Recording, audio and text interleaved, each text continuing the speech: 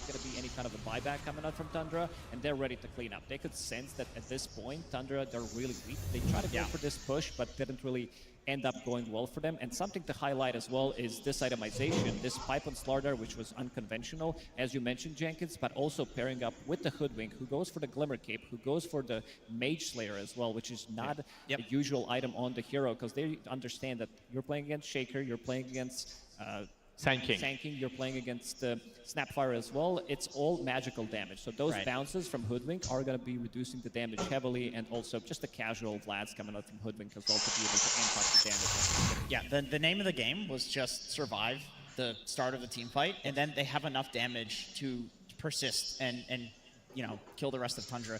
Like that's the thing, is like we talk so much about Clinks because it's like it's on May, it's last pick Clinks. You know, you expect a lot from this here. We don't see it very much. And then you just have Queen of Pain late game. Aghanim Scepter, he went for the right talent, so he was getting extra scream damage, and he's doing so much damage in these fights. As long as they survive, he's able to chase and put out the damage. Yeah, we can revisit this a little bit more and talk more in depth about that game 2 and exactly about this tier 2 and how Tundra sort of let it slip from what it feels like their fingers, but we really want to hear it from Purge and some more insight he has about this game. Thank you, Nat. Yeah, I wanted to take a look at why BZM had a below average performance on his Earthshaker. So I went through and looked through the clips and I found some really cool stuff. First off, XM got to play Queen of Pain against the Earthshaker, which is a nice matchup advantage, because every time that you go for these runes, you can bully him with daggers and right clicks. He did a great job doing this, even missing some last hits to get extra daggers and harass on BZM. But BZM knows this. He's going to trade his health to try to get last hits, because he's just trying to accelerate his game and get towards a blink dagger so he can affect the game in a huge way.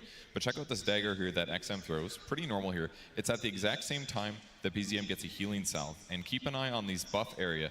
It's almost off, and he actually isn't paying quite good enough attention. He pops his salve and he gets interrupted almost immediately. So he not only spent gold trying to get that salve, but it also got completely wasted. So as a result, he has to go back to heal. XM gets 2 water runes, and at this point has a huge last hit advantage, about double.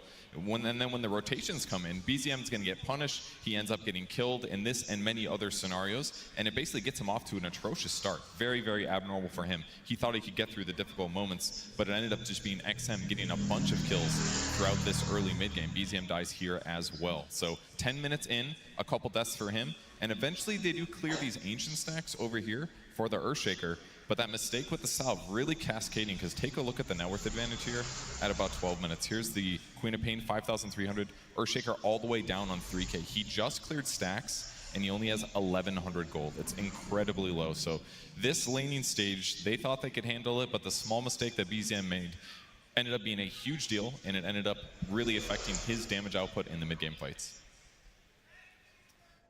Thank you so much. I heard someone in the audience shouting it out as well.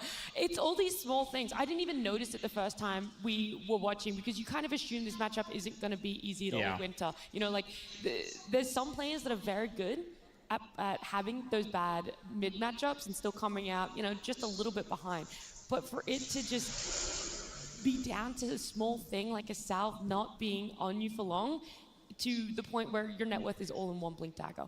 I mean, we were kind of wondering why he was like losing. We knew the matchup was bad, but felt like he lost the lane really, really hard, you know, more than usual, and we didn't really notice the south. So thanks, Bert, for showing us. Yeah, I'm going to be completely honest and just say that hurts to see. Yeah. That really hurts to see in a matchup like that. You, as a mid laner, a lot of the time they'll say, like, okay, I know it's a bad matchup, but I'll deal with it. Like they know the tricks, right? You send a couple salves here or there. It actually mattered so much for the lane. It matters a lot. If he can just have any game in a matchup like that, like they could win off of the back of him doing that. Yeah, and they almost did. We already talked about it, just how close everything was. Ultimately, it did go in the way of Extreme Gaming. That's only our first series, and while those games are happening and in between, Sax was catching up with some fans. Hey everybody, we are here at the arena with the fans, and today at this International, we are implementing a brand new system. The current time is 10:59, and we have actually gotten everybody's Steam IDs on their introduction passes. We've linked their Steam IDs, and we are going to be sending out very shortly a text message or an alert to people that have a less than high Dota skill, less than median. These guys are going to receive an alert, and then they're going to find helpers within the crowd that will potentially be able to help them raise their MMR. So hopefully at 11 o'clock, we should get that alert going. How's the MMR? How high are we? Like 3K. 3K? I'm not sure if it's going to ping it. It is, if you're above average. What's your MMR? 15K. 15K. Who has the highest MMR, do we think? 15? Oh, back here? Hello? You got pointed at. I don't even think this guy knows you. Oh, okay. MMR, sir? 6.5. 6.5. Can anyone beat 6.5 MMR? No. 7.2. What do you spam? Oh, wait. All right, if you are below average MMR, you should be, your cell phone should be going off right now. What? Everybody? Everyone? Everyone here? Oh, no!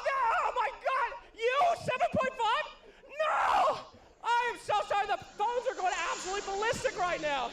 Well, that is unfortunate, but it looks like the entire arena is below average. Yeesh. Well, back to you guys. Dang, I'm so sorry. The entire arena apparently, Jenkins, including Slacks himself. I saw that alert on your Yeah, my phone. phone went off as well. Yeah, I know. It was really annoying. I was asking you to turn it off the whole time. I was just paying too much attention to the wonderful game, Lacoste. Lacoste's phone didn't go off, though. No, it There was didn't. no alert there. The only pro here. Get this 15K guy on a team. He's so old, he doesn't use a phone. He uses he writes notes with pigeons. That's why he did his Still didn't go out. off. Yeah, I use Delivery. abacus. What's it? That's maths. That's how you count.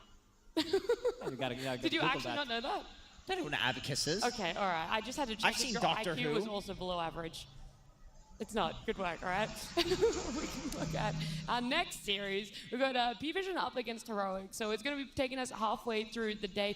Winter, obviously, as someone who also didn't have their phone alarm go off, that knows a lot, where would you expect this series to be pointing towards?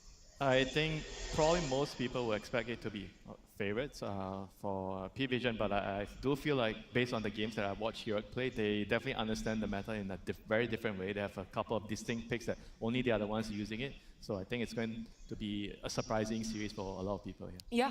Oh, well, look, I want to just kind of point towards the fact that we want to get into these games, right? Our teams are already ready. I know they are. I can see them out of the corner of my eye. And for the very first time, 3 players are going to be taking to the TI stage as their debut. So everyone, I definitely want to hear a lot of hands clapping for P-Vision. And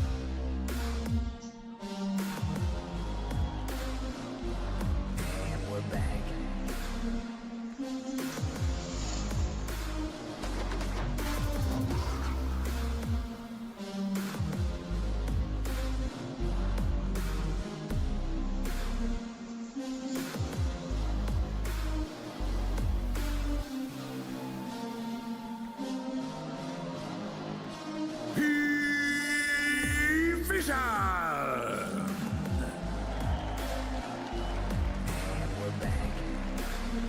It is definitely a team that a lot of people are familiar with. However, these guys are not so familiar with the TI stage. Satanic, 9 Class, and Ducalis. It is their very first time performing in this arena at a tournament like this. There's a lot of prestige, a lot of pressure on their shoulders, and it's going to be a tough one because their opponents are not to be messed with. And we're back.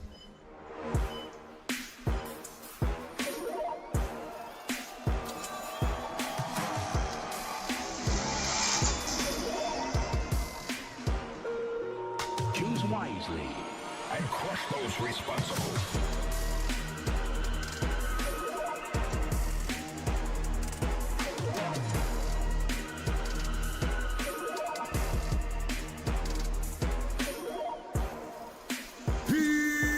Heroic!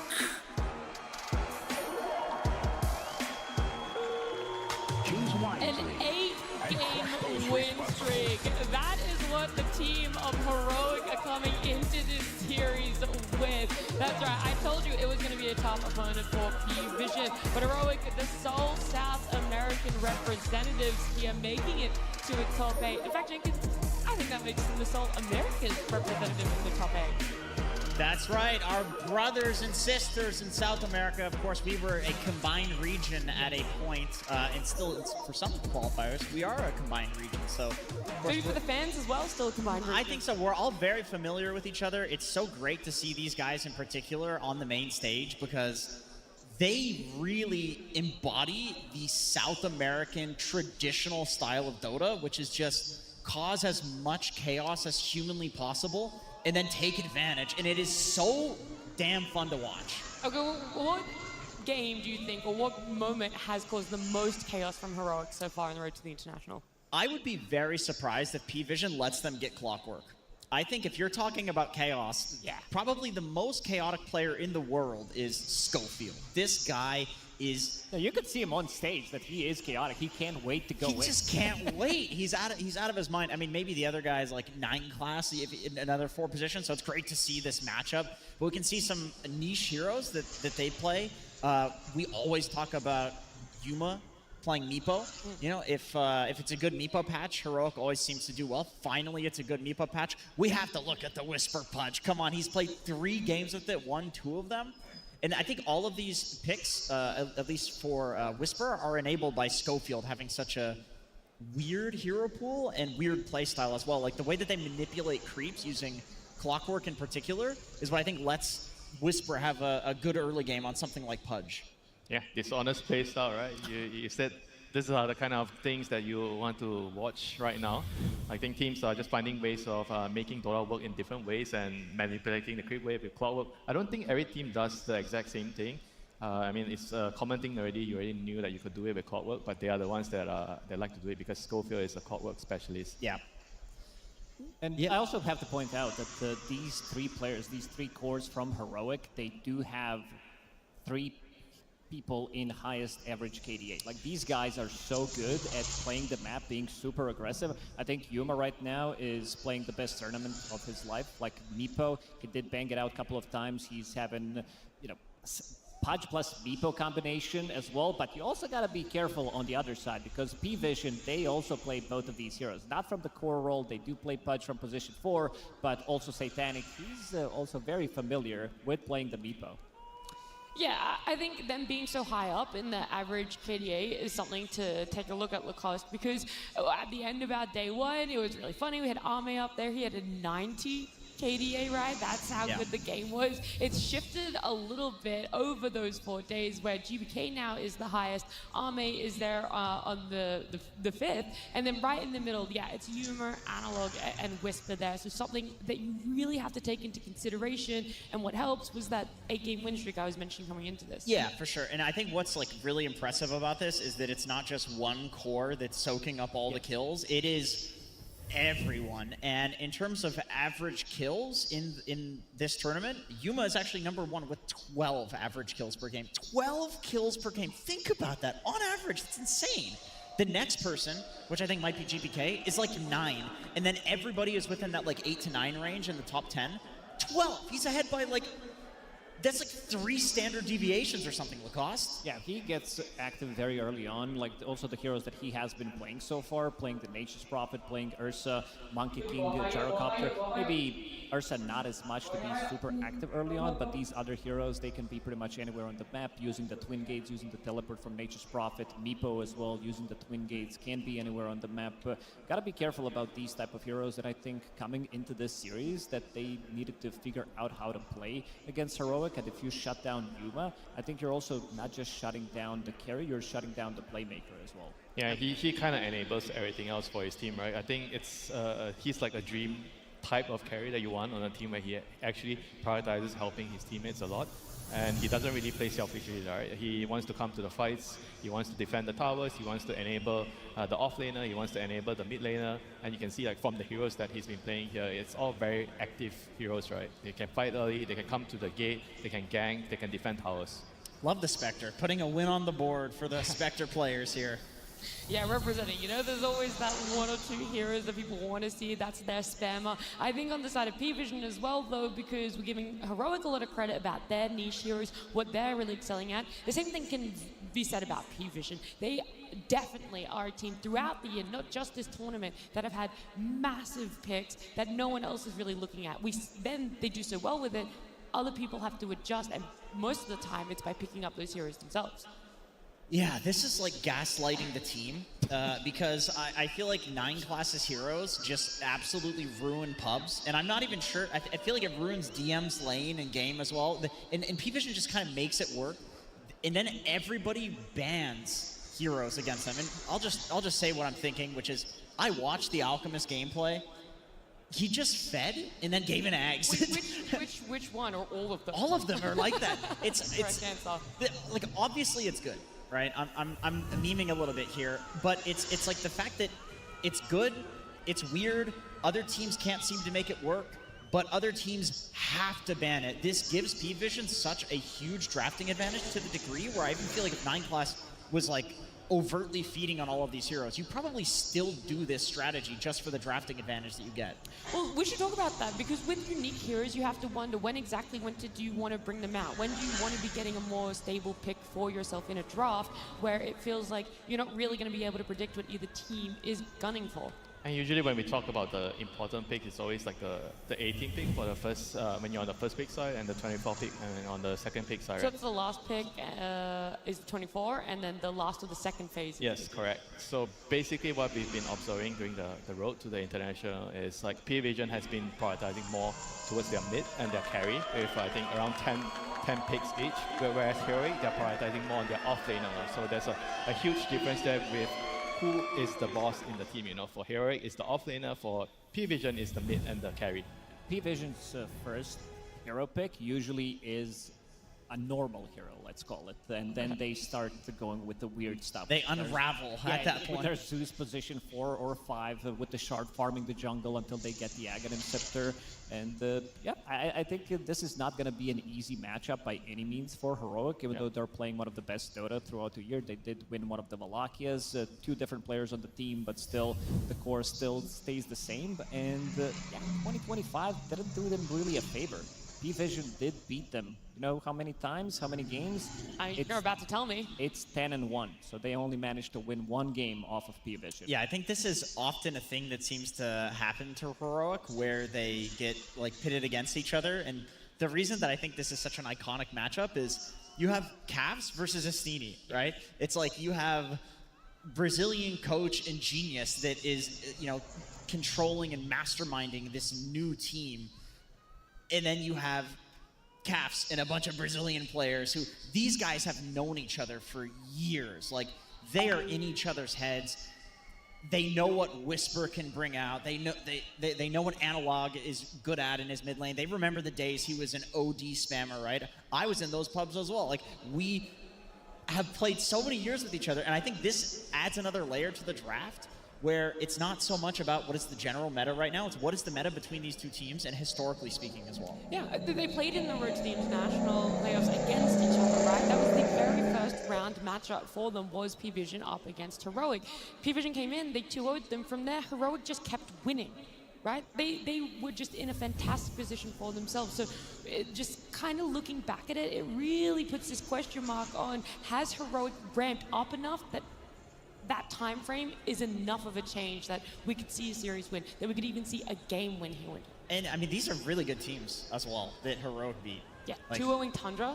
Like, Tundra, Colt, it's like you can make the argument, like, Wildcard didn't do so well in the tournament, but I feel like their games were pretty good. Boom also, it's not like these teams bottomed out. I mean, it's not just about winning, right? It was the manner that they won. It was really clean game. True. So it actually showed that they had a lot of confidence. They knew what they wanted to do in the game, and they didn't make a lot of mistakes, So I think that is the important thing to take away from that. So then is your answer yes, Heroic have powered up enough to make this a 3-game and interesting series? Yeah, I think a lot of it is going to come down to the draft. Can they come up with something that Astini doesn't know?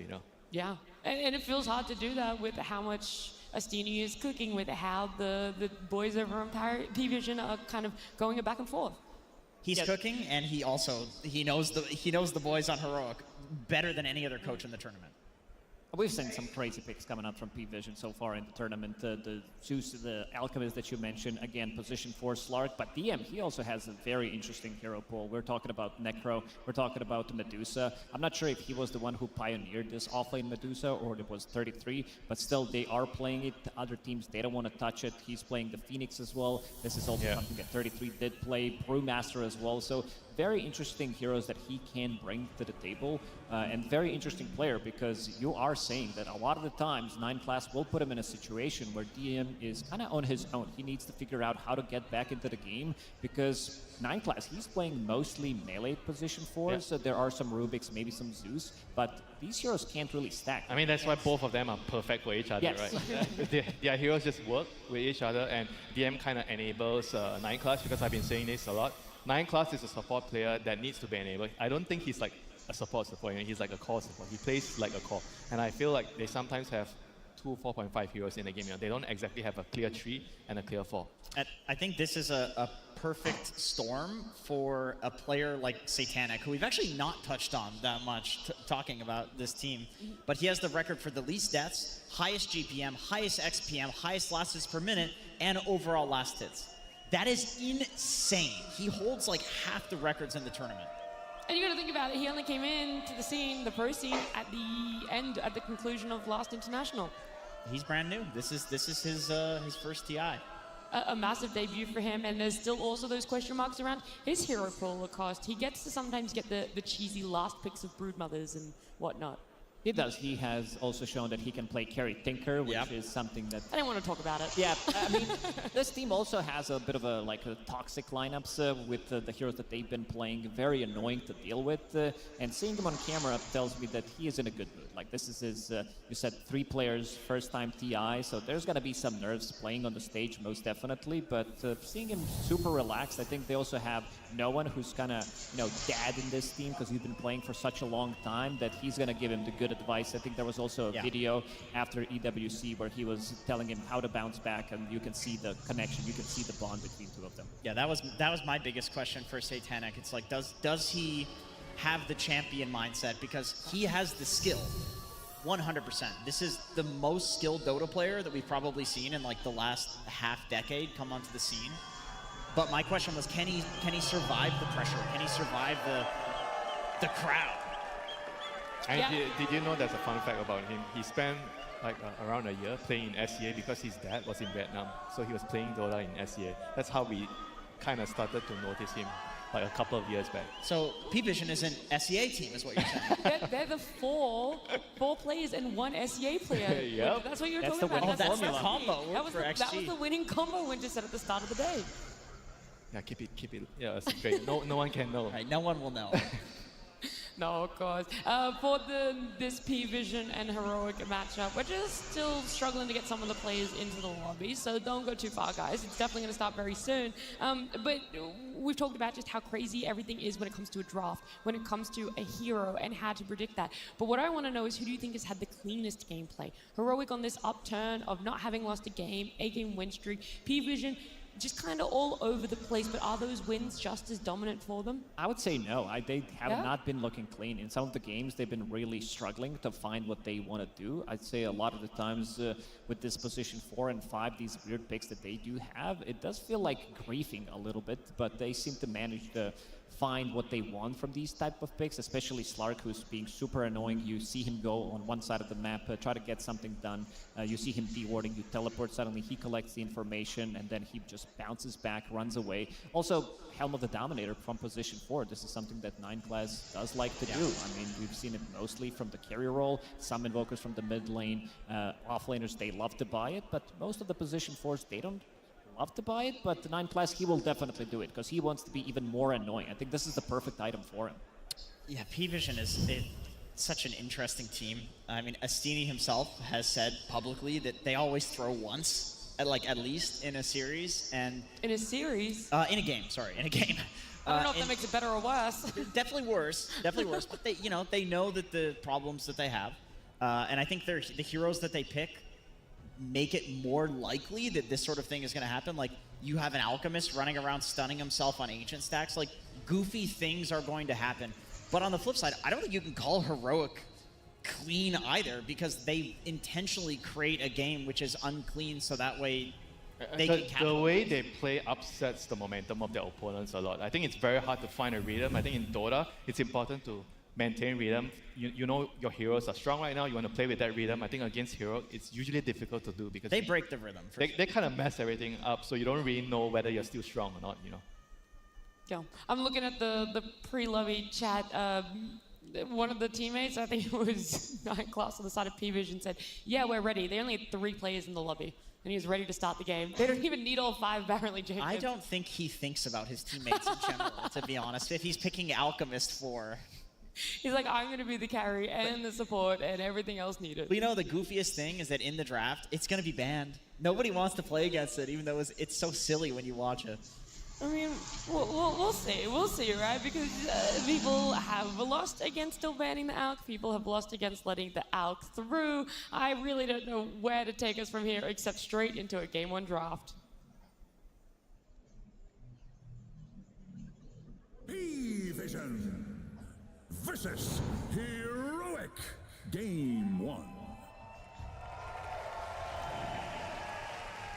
There's definitely some mixed cheers here. Heroic having a lot of fans in the crowd at P-Vision as well, and so they're going to be hoping for a lot coming out of this draft. That small little delay there, does it kind of ease the nerves, do you think, Winter, or does it make you more impatient? You're like, I just want to get into this already. Yeah, I think most of the players would think that, you just want to get the game started, you just want to get into the game, make sure you're focused, you don't really want to bother yourself with the noises outside or anything else, Just focus on minute 3 Lotus, minute 7 Wisdom, minute 6 Power Rune. I agree. Yeah. You're thinking about all those things, and as a core, you're thinking about, okay, I have to make sure that I don't throw myself away when I see my teammates fighting and I'm not ready to fight, I think when the game starts, that's when System 1 activates, and you're just like, you're just in, right? You're literally not thinking about anything else. At least that's ideal, in an ideal world. Okay, well, hopefully we're going to get the draft up on the screen soon, because one of the bans is already very interesting from the side of Heroic. A bit of a spoiler is that Tinker. We talked about it, Satanic, just how he's able to have some cheesy picks for himself. I thought it was, Brood in that last bit, but they also love to open with Tinker, and that could potentially have a bit of flex. It's so annoying to do. Yeah, it could be, but this is also a hero that can be pretty much anywhere on the map. We talked about, again, Helm of the Dominator, that is very annoying, split pushing, and this is the hero that can actually kill it with laser, because it's on such a low cooldown that you can actually use it multiple times, and this is something that they definitely theory crafted, how to deal with these annoying heroes, because they are probably the most annoying team to play against in terms of when they don't want to take the fight, they're not going to be taking the fight, they're going to be doing something else on the map with these multiple Helm of the Dominators, with position 4 Slarks that they love to run, and this also leaves Beastmaster in the pool if P-Vision wants to grab it, because there's no gyrocopter, seeing that there is Undying as well banned out, so potentially it could be a good opener for P-Vision. We talked about them getting like one really good pick at the start of the draft. Mostly it has been offlaner, getting something for DM, some Enigma, and also leaving maybe a bit of a flex with some Kunkka potentially that they can run across 3. I mean, I kind of like that though, because if you have to open your draft with Beastmaster, right, and if you're in P-Vision's side, you're probably thinking, if we have Beastmaster often, it means that my position 4 can't actually run around and just do his own thing. He kind of needs to stay and secure his lane, So that's kind of like a little bit of upsetting the way they normally have to play. Because with Beast, I think ideally the situation is you have a position 4 that's range, that you want to sit in the lane and secure the Beastmaster's lane. And if they don't really want to do that, so this might be a good pivot, for Heroic. This was one of the first teams, though, P-Vision, I'm speaking of, that would run the Beast as mid and as carry as well. So I could definitely see if Beast gets countered in lane, they just run it as another position, or let's say you have a free safe lane as Beastmaster. I could absolutely see Satanic flying Beast. Yeah, when the maps changes were first introduced, we really thought we were... Oh yeah, baby. It's coming. You're kidding. First pick. All right, do your bench. What about the stable openers? What happened to that? Oh, we never talked about Heroic teams. There's no stability here. They're doing it for the crowd. Look at the cheeky smiles like KJ and Caps. They definitely knew that punch pick was going to get a reaction. Wow, I really respect this. I mean, Hook one-shots the boar, doesn't one-shot the Dawn Creep anymore, but I will say, if you're playing Core Pudge, Aghanim Scepter plus Flesh Heap, you run in, all the Beast summons hitting you, it doesn't do any damage. The Beast Aghanims is also effectively damage over time. Flesh Heap counters all of this. I actually think Pudge is one of the better heroes against Beastmaster in general. Once you get a BKB on Beast, Dismember, you can kill Beast while he's BKB'd with a little bit of extra damage. So it's honestly not a bad pick here. But yeah, I agree. Like, I'm really shocked Clockwork is not out of the pool here. Like, this is how they make Pudge work as an offlane, is they do the lane manipulation. It is always... You know what, we had this discussion, right? We were saying, is it important to actually ban it, or we just let them get the Clockwork, and you know, before you start the game, you try to control your side of the rune, and you anticipate his movement, you place the ward, and you kill him when he's trying to block the creeps with the cogs. Yeah, and I think because it's important to block the first one. He can do it the next time, Right, but it's not right. not so impactful after that. And we disagreed on this, where I think that you would have to invest too much to deal with Soulfield, and He loves to do that. he loves to do that. You're playing into his hand, but it is an interesting question. You know, I have to see it happen. And there it is. Well, you're gonna get an answer eventually. Just P-Vision exactly. knew this was coming. You know, one of the better supports to like stop that is something like a Bane, because you can just go in and sleep him. So I wonder if they're gonna try to do that. But the downside is Bane is not as good against the Clockwork in the mid game. He's only good at stopping the lane shenanigans with the I sleep. think SD is the same. Well, you can't SD either because it's the cogs that aggro the creeps, right? I mean, you have to wait for him to come, and before he does it, you have to sleep or disrupt. That's the problem, is where he does it is literally at the tier 1. He walks into tier 1 range and aggroes from like far away. It's like there's a very small window where you can stop him from doing this. I would love to see some position 4/5 that is going to give them something to get out of the cogs. Snapfire is still available, so you can push him out of the cogs. Also, potentially good against Hook, good against Dismember, so you're not taking the rot damage as well. Yeah, are there any other supports that sort of do that? I do want to go back to the clock a little bit while we're thinking about that, because for me, I'm looking at the P-Vision bans. It's this Enigma and Like It. And so then I had a question mark, is the Pudge potentially going somewhere else? Why are they so focused on taking out those two heroes? Is it a lead-up protection to what they want? Or were they actually looking at this Pudge not necessarily having to be an offlane? I think if these two are supports, Clockwork and Pudge, it's just not gonna work out. Like I guess mid Pudge is the idea. Like potentially, but I think they're just gonna keep things. I mean, they must know something that we don't, you know. Yeah. But based that's on what the I'm bans. wondering. Like, we see it from Heroic very straightforward, just offlane, but P-Vision aren't necessarily showing that same sort of line of thinking. But either way, the snap does come out as well, exactly what you're looking for, Lacoste, just something to help with those cogs. Yeah, it also gives you good amount of damage. It gives you overwhelming teamfight. Beastmaster, I love the 1-2 combos that you can pretty much kill any hero on the map. One roar with the Snapfire ulti, Monkey King, Boundless with the Boot. I mean, don't forget, if it's a pause 5 snap, you just go into the lane and you learn your Shredder and kill the cogs. Yeah. So that is Also like do very annoying for the Clockwork in the game. Pudge is also a very low armor hero. So running into the lane and little shreddering him at level 1 is pretty good. Have you seen the Blightstone build? I have seen the Blightstone build. I don't think it's that good. I feel like little shredder already does what you need it to do. I mean, the weird thing here, though, is like Pudge Clock is not going to be laning. That's why I'm not a huge fan of like the Monkey Kings and Undyings, these heroes that normally counter the melee offlaners. There will be 2 lanes. There will be Clockwork cutting one wave, and then Pudge playing on the other wave. And both heroes will be farming just fine. You will 50-50 this lane always. That's why Heroic plays this strategy. So I'm curious to see what P-Vision does. Like, I think that idea of like hard countering it with the Bane makes sense, or bringing a position forward that can help. Crystal Maiden, that's another uncontested hero so far at TI, getting picked up here. It's Blink. for the Pudge. Oh, And it's Crystal Frostbite. Maiden. I think it's a carry. It's a carry Pudge. Frostbite. Wow. Also, the Flesh Keep plus the Crystal Maiden fast Barrier. allows you Yeah. to be extremely tanky. Do not mess with this. Like, this is super Really? insane if you want to turn the fight around with the stick, with the barrier, with the Flesh Keep as well. You feel like you're going to kill them, and then they just stop taking the There's also another thing good about CM. She's one of the better supports at dealing with the Helm Creep, because you have Frostbite and you can kind of kill it. It's in the a way. one thing that still works against the creep. If you're laning against a Beastmaster and someone I mean, you still builds kill the Helm Dome, boss. but You what's still the, kill the boss before he gets Helm. right? Then, but what's the skill build then Most for of, her in lane? Most of the time, I think you would get your Frostbite max because you want the cast range and Okay. everything else you have, and then pull down the lockdown as well, because it's easier for Pudge to follow up if you have a higher point in cast Frostbite. Yep.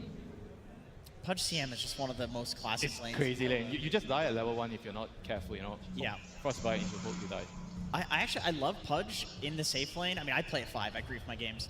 But the tree spots that you can now hook into, you need like 2 trees to Quelling Blade to get out. Otherwise, you run through the tower. This is a very good pick into the potentially Pudge carry. This is one of his worst matchups, you know, lifestealer against Pudge. You can't really fight him because he does more damage because you have a lot of HP. I mean, the only good thing about it is you can bite him during his rage, you know. Yeah, they have a couple of BKB piercing tools against the lifestealer, but overall a good matchup. What Pudge Core doesn't like to be playing into is some stacking damage, playing into Ursa, playing into Viper, playing into lifestealer, these type of heroes that can actually man-fight him. And you're also going to be fighting into Monkey King, whether this Monkey is going to be played from the position 4 or the mid-roll. It's still going to be building into the Fusel Blade, because we've seen 9 class go for Helm of the Dominator, go for the Fusel Blade, and this is something that Pudge doesn't like to be playing into. If he has no mana, you're basically just You're also getting ganked healing by Gorestorm. Yes. He's coming with a creep. He is the creep, and you're going to be able to kick the enemy carry out of the lane. I think the Meepo ban is very smart, by the way. You do not want to get obsessed with this idea that it has to be a CM Pudge lane just because it's a classic lane. Because you can still rotate CM through the portal and play with the Pudge. Like, for the game, and for the early game especially, it's still very good. And this would be a phenomenal Meepo game. Yeah, but if you do that, right, I feel like it's not easy to kick the lifestealer out. Let's say lifestealer is already level 6. Like, it's not that straightforward for you to kill. I think you would just play as like the trio, and then Puck connects, and you're never going to kick the Lifestealer out, right? But I literally saw them do Clock Pudge against Lifestealer Undying, which is a harder lane than this, and they did fine because he's just farming on Pudge. I mean, so would you say like the gate wards are going to be very important if they're going to play like this? You have to place wards to see those moves coming. Definitely, which can be very game changing. Or jungle wards if the trio is like moving between the one side lane and the mid lane. I like this ban a lot from Heroic, removing Void Spirit. Even though they have a good amount of lockdown, you have CM's Frostbite. This hero has a good matchup against Puck in the mid lane. The other one I'm looking for is potentially Ember Spirit, because you can build into Mage Slayer. Blade Mail is not as good as it was, so we're seeing them going back potentially for some Spirit Vessel if it's a good game for it, going for the Mage Slayer as well. And so far I'm seeing Heroic having all magic damage, even though Pudge, if it's going to be core with the Rotten core, he's still dealing good amount of right clicks, but most of the damage is going to be magical. And by the way, the good shout on the Void Spirit ban, that also means that they think that it could be a monkey support. I was going to say, like, could you not still move that monkey into? And it is a 9-class specialty hero from back in the day. I don't think it's as good because the Simian Stride, you need to level the jump up to level 5 before you're getting the instant jumps. It's a lot worse, but I don't think 9-class really cares about that sort of thing. The thing is, they're going to have to reveal it, right? They're not going to be able to have that flex. Is it a Monkey King mid? Is it a Monkey King 4? Going into this, they're kind of just going to have the last pick and place their odds on exactly where they think the Pudge is. It's still 2 carries that they're banning out, both Meepo and Terrorblade. I like. Do you guys like the Monkey King mid and you pick something like the Rubik for 9 class to play the lane? Seems like a pretty decent Rubik game. There's some good spells to steal. Yeah, I like it. I mean, Monkey versus Puck is a classic matchup that I think no one in particular has done really well in. Oh, this is good. This is something that Position for Night Stalker? that NA team did use. And got banned a couple of times against it, I believe. Night Stalker, like, Puck doesn't get to play the game. It's a very difficult matchup for him, forcing You have to buy BKB. by either a BKB early on. Force Staff does work, but once you go in, like having a vision game, it also allows you to have Lifestealer being inside of the Night Stalker. There's a lot of memes that you can actually do with the Snapfire, with the Aghanim Scepter, with the Infest, and then just spitting someone out. Suddenly you have 2 heroes. We're going to save that for the later stages, but I think overall this is a very good Night Stalker pick, even though the hero is not the strongest right now. Some sort of illusion hero would be so good here. Like, if Naga was still okay, they go for Ursa. Well, it makes more sense than why they did ban out that Meepo and that Terrorblade towards the end, wanting to lead into a mid-beast and an off-lane Night Stalker, actually, was what it is. So that's the change-up that happened, and 9 class is still just going to stick to that Monkey King for himself. And then Yuma having the Ursa last pick. Yeah, it's a very good carry-to-carry matchup against the Lifestealer. Yeah. I kind of like it, and it's also good against the Beast in the lane and in the game. And I feel like overall, I'm not so sure about the Night Stalker. I know the Night Stalker has his play here against the Silence against the Puck, but can he secure Beastmaster? Actually, it's not an offlane Beastmaster. It is. It's a mid-beast. It's a mid-beast. Oh, so it's going to be support Monkey King. Again, we're saying BM, he gets his lane griefed. Monkey King, Yeah, a double melee against Ursa and CM just doesn't sound that fun, even though Night Stalker... It's before. It did, but Night Stalker with the Night Rain facet, he does put a lot of pressure, very difficult to catch because of the extra movement speed. Has a lot of regen as well. Want to see the lane shenanigans, I think, in this one. I don't think you can just straight up fight it 1v1. Yeah, the gate ganks are going to be very crucial to watch. Who can destabilize the lane? I think it's probably more important for Heroic to get a good start and try to snowball with their heroes, whereas for Paravision, they just want to like get their levels and try to play a slower game, and eventually they're going to have that overwhelming vision to win the team fights. Okay, well, it's that off-lane Pudge, and I know you love Pudge, Jenkins, so I'm going to give you a little bit of time to talk about it on the side of Heroic. Which set he's going to use, that's what matters on. I can see on my screen here which set he's using. That's cheating, you can't do that. It's the best set to use, to be fair. I mean, yeah, I agree with what these gentlemen said, which is I feel like the laning phase will definitely go for P-Vision. They're going to win that. But then after that, like after the 5-minute mark, once the lanes start breaking down, then we're going to look at this trio. We're going to look at Whisper, the Clockwork, the Puck, running around, CM going through the portal, and see if they can get kills in those moments. Like, this is how Heroic makes space for Yuma. Okay, all right. Look, I was checking behind my shoulder because I already saw Slacks with one coach, and I was wondering why we weren't hearing from them, and that's because Slacks has both coaches. Absolutely, absolutely, my friends. I have brought the two biggest brains in Brazil here to fight it out. I dubbed this segment the USE server. Ladies and gentlemen, welcome, welcome. Now, you were having a conversation before the camera came on. What did you say to this man? I asked how spicy would the interview be. How spicy will the interview be? No, not too spicy, not too spicy. But let's go ahead and ask, why did you give them their iconic Pudge Clockwork? Pretty risky stuff. I full respect them, so the best way to show respect is giving them their best strat and beating it. Oh! It is spicy! All right, last one. Any words for him? You gave him a lot of 100% heroes. Snapfire, you know, the Monkey King. What do you think? I think we should give them the best strategy and beat it, you know? Okay, all right, gentlemen, give yourself a handshake here before we get into it. Let's get into this match between these very good friends and these two fantastic teams. Thank you very much, Slacks. Yes, we're getting ready for the action here. It's going to be P-Vision up against Heroic. What a way to start the draft, right? We get the Pudge coming through. I mean, there was no way they weren't going to do this, right? When you saw what they were able to do during the road to TI, you got to go with these Pudges and these clocks. The question is, are P-Vision going to be able to deal with it here on the main stage? That's the question, right? Because I think Schofield, for time and time again, especially at internationals, he has broken ankles. Even at other tournaments, of course, too, but he's playing his signature. And a ton of signature heroes, as we do see across the board. Master tiers, Grandmasters all over the place. This will be an absolute treat, as we do see pointed out by our beautiful observer right there. Yeah, this has so much excitement in it because there's some heroes that maybe were not really countered so much, right? The Puck, limited disables on one side. They clean up the draft with the Night Stalker at the end on the side of P-Vision to just have that type of lockdown. And this long silence could definitely be pretty disruptive. It's something that even Ursa doesn't like to play against at times. Yes, the lane for the Ursa with the CM looks fantastic, but as we've seen sometimes, lanes can be broken very early on. 9 Class has shown it, Schofield has shown it, that they just go through portals, they make all these crazy types of moves. So yeah, we're in for a treat. This early game is going to dictate quite a bit.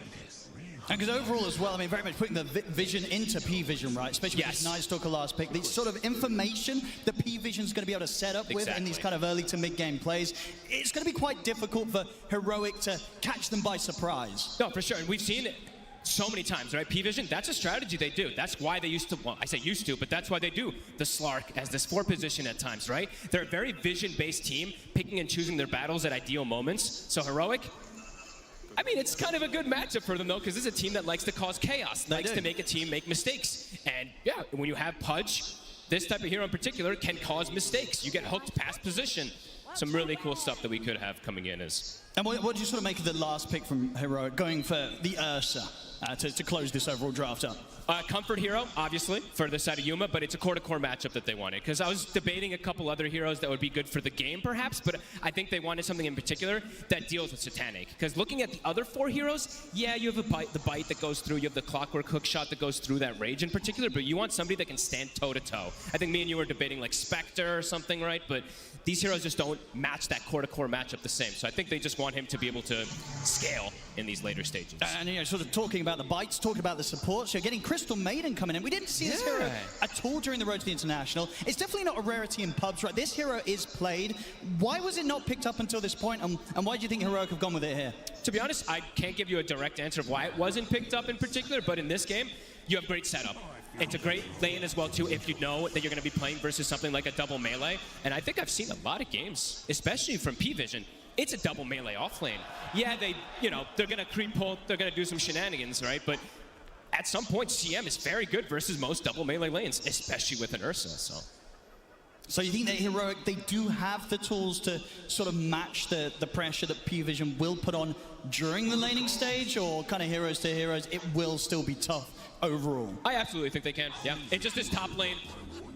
I want to say that, the lifesteal and the snap should come out advantageous, but I've seen Heroic play almost versus the same lane and came out ahead with the Pudge in the past. So, yeah, curious to see how these lanes are going to be played as...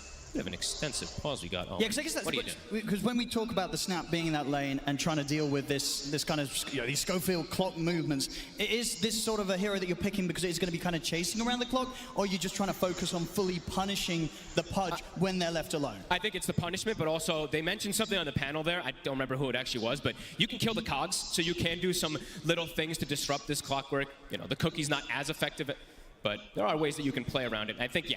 Pudge, low armor, can definitely look to take advantage if you get a good position to pressure with that snap. Did we see what was going on? Okay. Apparently should be good to go pretty soon. Just getting some final things lined up in the booth, making sure all players are ready to roll. Something I'm looking forward to is, we're likely to have some Dominators, of course, in this game, at least 2, potentially even 3, because we do know 9 class likes to build it, but Heroic, they don't have a Dominator build. I don't think, they don't need no Dominators. No, so... Maybe some of the victories they had, but definitely a lot of the wins that they were getting towards that second half of the Road to the International, where they started to hit this win streak. They were just doing it with kind of just raw chaos. Exactly. And especially around these 2 heroes, of course, that they have opened up the draft. So this sort of game 1 as well, it's going to be very much a test or a showing from them whether other teams, and if P-Vision down the line in the draft in this series, need to make sure that they don't let this kind of Pudge clock get through as the first 2. If Heroic can get this game 1 win, they're definitely going to have a lot of implications in how P-Vision is going to have to start their draft in game 2 against them. Absolutely. I'm so glad that we actually did get, I knew we were going to get it, right? The double coaches down there, they're such good friends. I think this is going to be a really interesting kind of thing that maybe dictates how the rest of the drafts are going to go for this series in particular. Because they might just give them everything. Both sides might just go, you know what?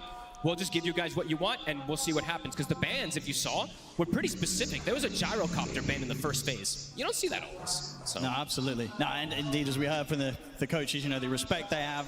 They want to beat what the enemy gets the best. It's the best in the enemy's hands. So, maybe sort of. Just sort of a mutual agreement that kind of played out during that draft as well, in the fact that both teams did get those strong openers. Yeah, I'm looking forward to see what we do get going down, but we do have this pause at the moment. We do. It will be over pretty shortly, and hopefully once the pause is over, anticipation. Anticipation for a hook immediately, right? That's what we want. That's what everybody wants, the Pudge. Getting a lot of scribbling on the mini-map. Yeah, they were playing tic-tac-toe. They drew some stars. I don't know. But it looks like we're underway. Ducalis gets it. Ducalis has said he's ready. We'll see if Heroic's got everything good as well in their booth. And hopefully we'll then get the word to get this game underway. But one thing for sure, I don't think this is going to be a game that's going to have a pretty slow opening 20 minutes. No, I don't think this series will, period, right? No. These 2 teams are definitely going to be looking to run at each other. Heroic maybe more so than P-Vision, who does like to play, as you mentioned, more about the vision, controlling the map, but let's go. We're underway. Thank you very much for your patience, ladies and gentlemen. We're ready to get on with the action here between Heroic and P-Vision. And action we should definitely be getting. And look at this, P-Vision, they want to secure that lane in particular, right? They don't want Schofield to do his little put a sentry to make the lane meet at a weird position, get the cogs down to mess with things. So they're trying to protect their jungle as much as possible here to prevent these type of moves and maybe an early hook, right? So you see P-Vision, they will back away. Heroic places a deep early ward, and we are underway. Yeah, P-Vision holding back, but still under the cover of smoke. Still difficult, really, for them to approach and try and make a play into this. So yeah, purely defensive. So making sure they don't get tripped up by Heroic as the lanes do set up. See, if Heroic wants to stick a 3rd hero just for the start of the lane, since they do have that CM Pudge combo, they could trip them up to potentially go for that quick early first blood. That's true. Yeah, there's definitely a chance. Play could be pretty tasty and a very good thing to go for, especially here on the main stage. Now, if you can start to shake up the enemy early, you could start to tilt them a little bit. Yeah, look, let's see the positioning. Schofield, he's doing what he does. He's going to immediately run in, put the cogs down, or just body block the wave until the cogs get closer. And that lane positioning, it's going to be exactly where they ideally would want it. Let's see if Satanic catches the wave. We do see this combo is up here. Yeah, let's see. See if Satanic's ready for this. Heroic getting ready just in case Satanic steps out a little too far. They're going to go for the hook. They're going to be able to grab him away from the creep wave. They'll get him caught in the cogs. He'll have to skill the level 1 rage to back up. So no kill to be found, but a decent bit of damage there from that early setup and an early aggressive poke from Heroic, showing that Satanic's got to be on his toes. And then we do see Dakalis does what we were mentioning, right? What the panel was talking about as well, too. Get that little shredder early so you can either kill the cogs or just be able to harass a hero like Pudge, who's 2 armor, super low arm in this hero. So we'll be able to attempt to counteract these moves. Now let's see how well he does. Because I feel like even in some of the lanes where you expect Whisper's Pudge to get punished, he ends up coming out insanely far. He does. So very, very comfortable on this hero in this position. Yeah, and let's see how many, I'm going to keep watching how many cogs they do kill, because, yeah, Schofield, he's going to be doing his annoyance in this lane. But overall, I would say Satanic, yeah, on paper, right, Satanic should have a pretty free time up here, unless some crazy stuff happens from Schofield and Whisper. And looking at the other lanes in particular, it's similar, right? P-Vision does have very strong setup for the lanes. The mid Beastmaster versus the Puck is very, very strong matchup. The bottom lane is the one that can be a bit different, where the Ursa and the CM can take advantage. So 2 lanes that do look quite strong for the side of P-Vision at the start. I mean, and sort of take advantage to the point where is there kind of sort of a stage in this bottom lane where the Ursa CM can get kills? Oh, absolutely. And anytime that they do see a misposition, misstep there from DM, they could look for it. Same thing from 9 Class, but 9 Class also can do some pretty annoying stuff, as we've seen from him on this Monkey King, of going through the portal, bringing numbers to an area that is not as expected. So this mid lane, I've seen the Beast most of the time come out ahead, but also these Pucks usually don't fall that behind anymore in a lot of these matchups that they used to struggle, like the Earthshaker versus Puck matchup, which used to be a hard one. Now these Pucks just do fine because of curveball. So we'll see how no one does in this matchup with Analog.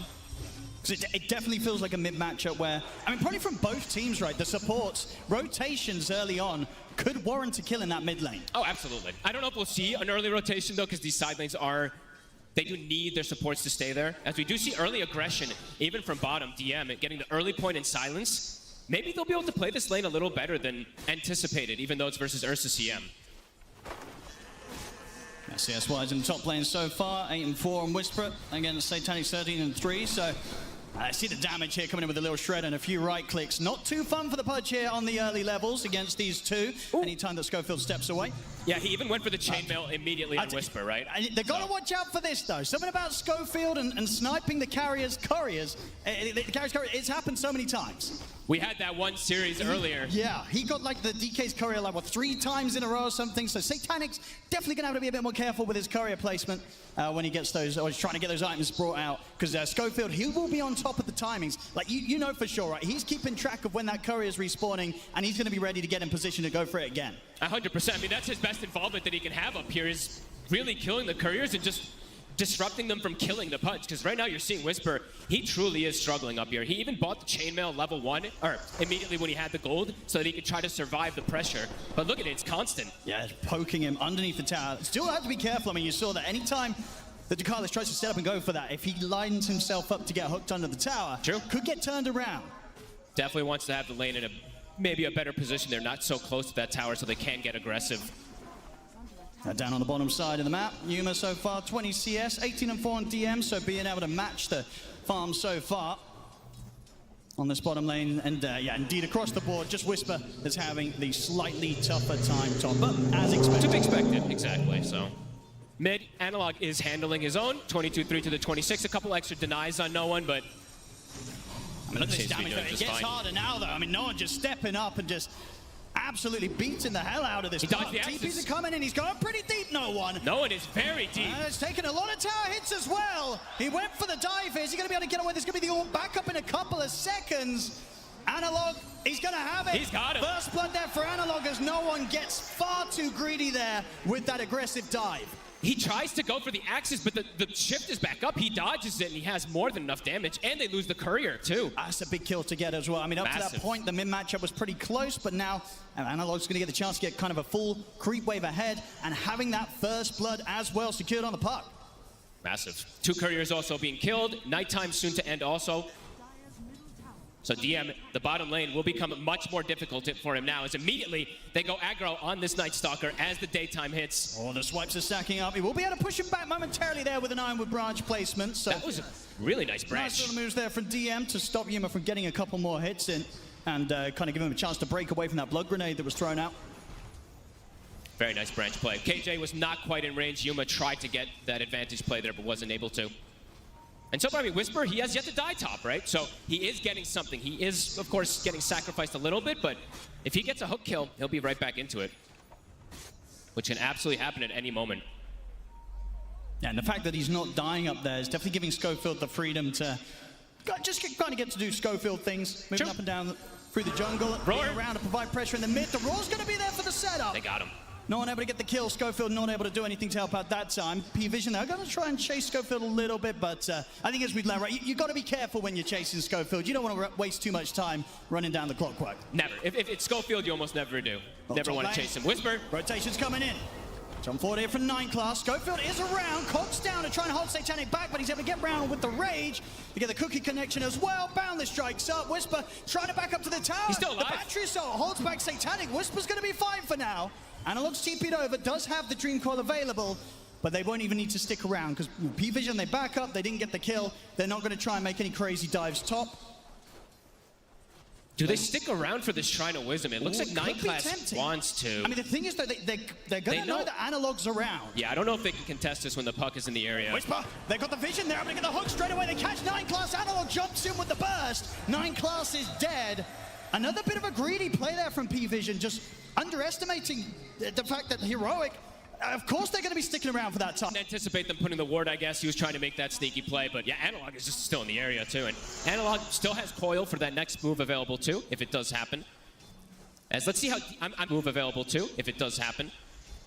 As let's see how, I'm just going to keep eyes on DM these next couple minutes, especially for P-Vision, since it is this daytime. This is a very crucial point. If he's able to keep the lane in this position, he's going to get a lot. And it does look like this wave is going to stay here, so that's very good for him. Top Schofield should be fine here. Whispers in with the backup, looking for the angle for the hook. Not going to get it this time. They're not giving him that chance to get that hook.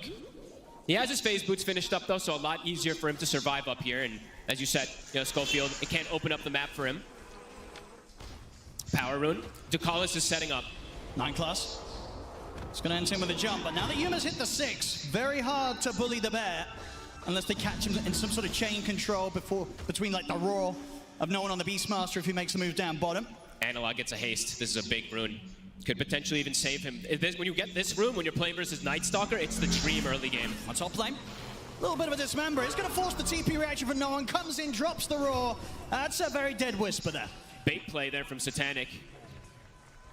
Good TP coming in from no one. They do know now, though, that no one has no resources since he did TP top. I mean, they could try and dive in for DM bottom now. He has ulti available, though. He is going to be pretty slippery. Yeah.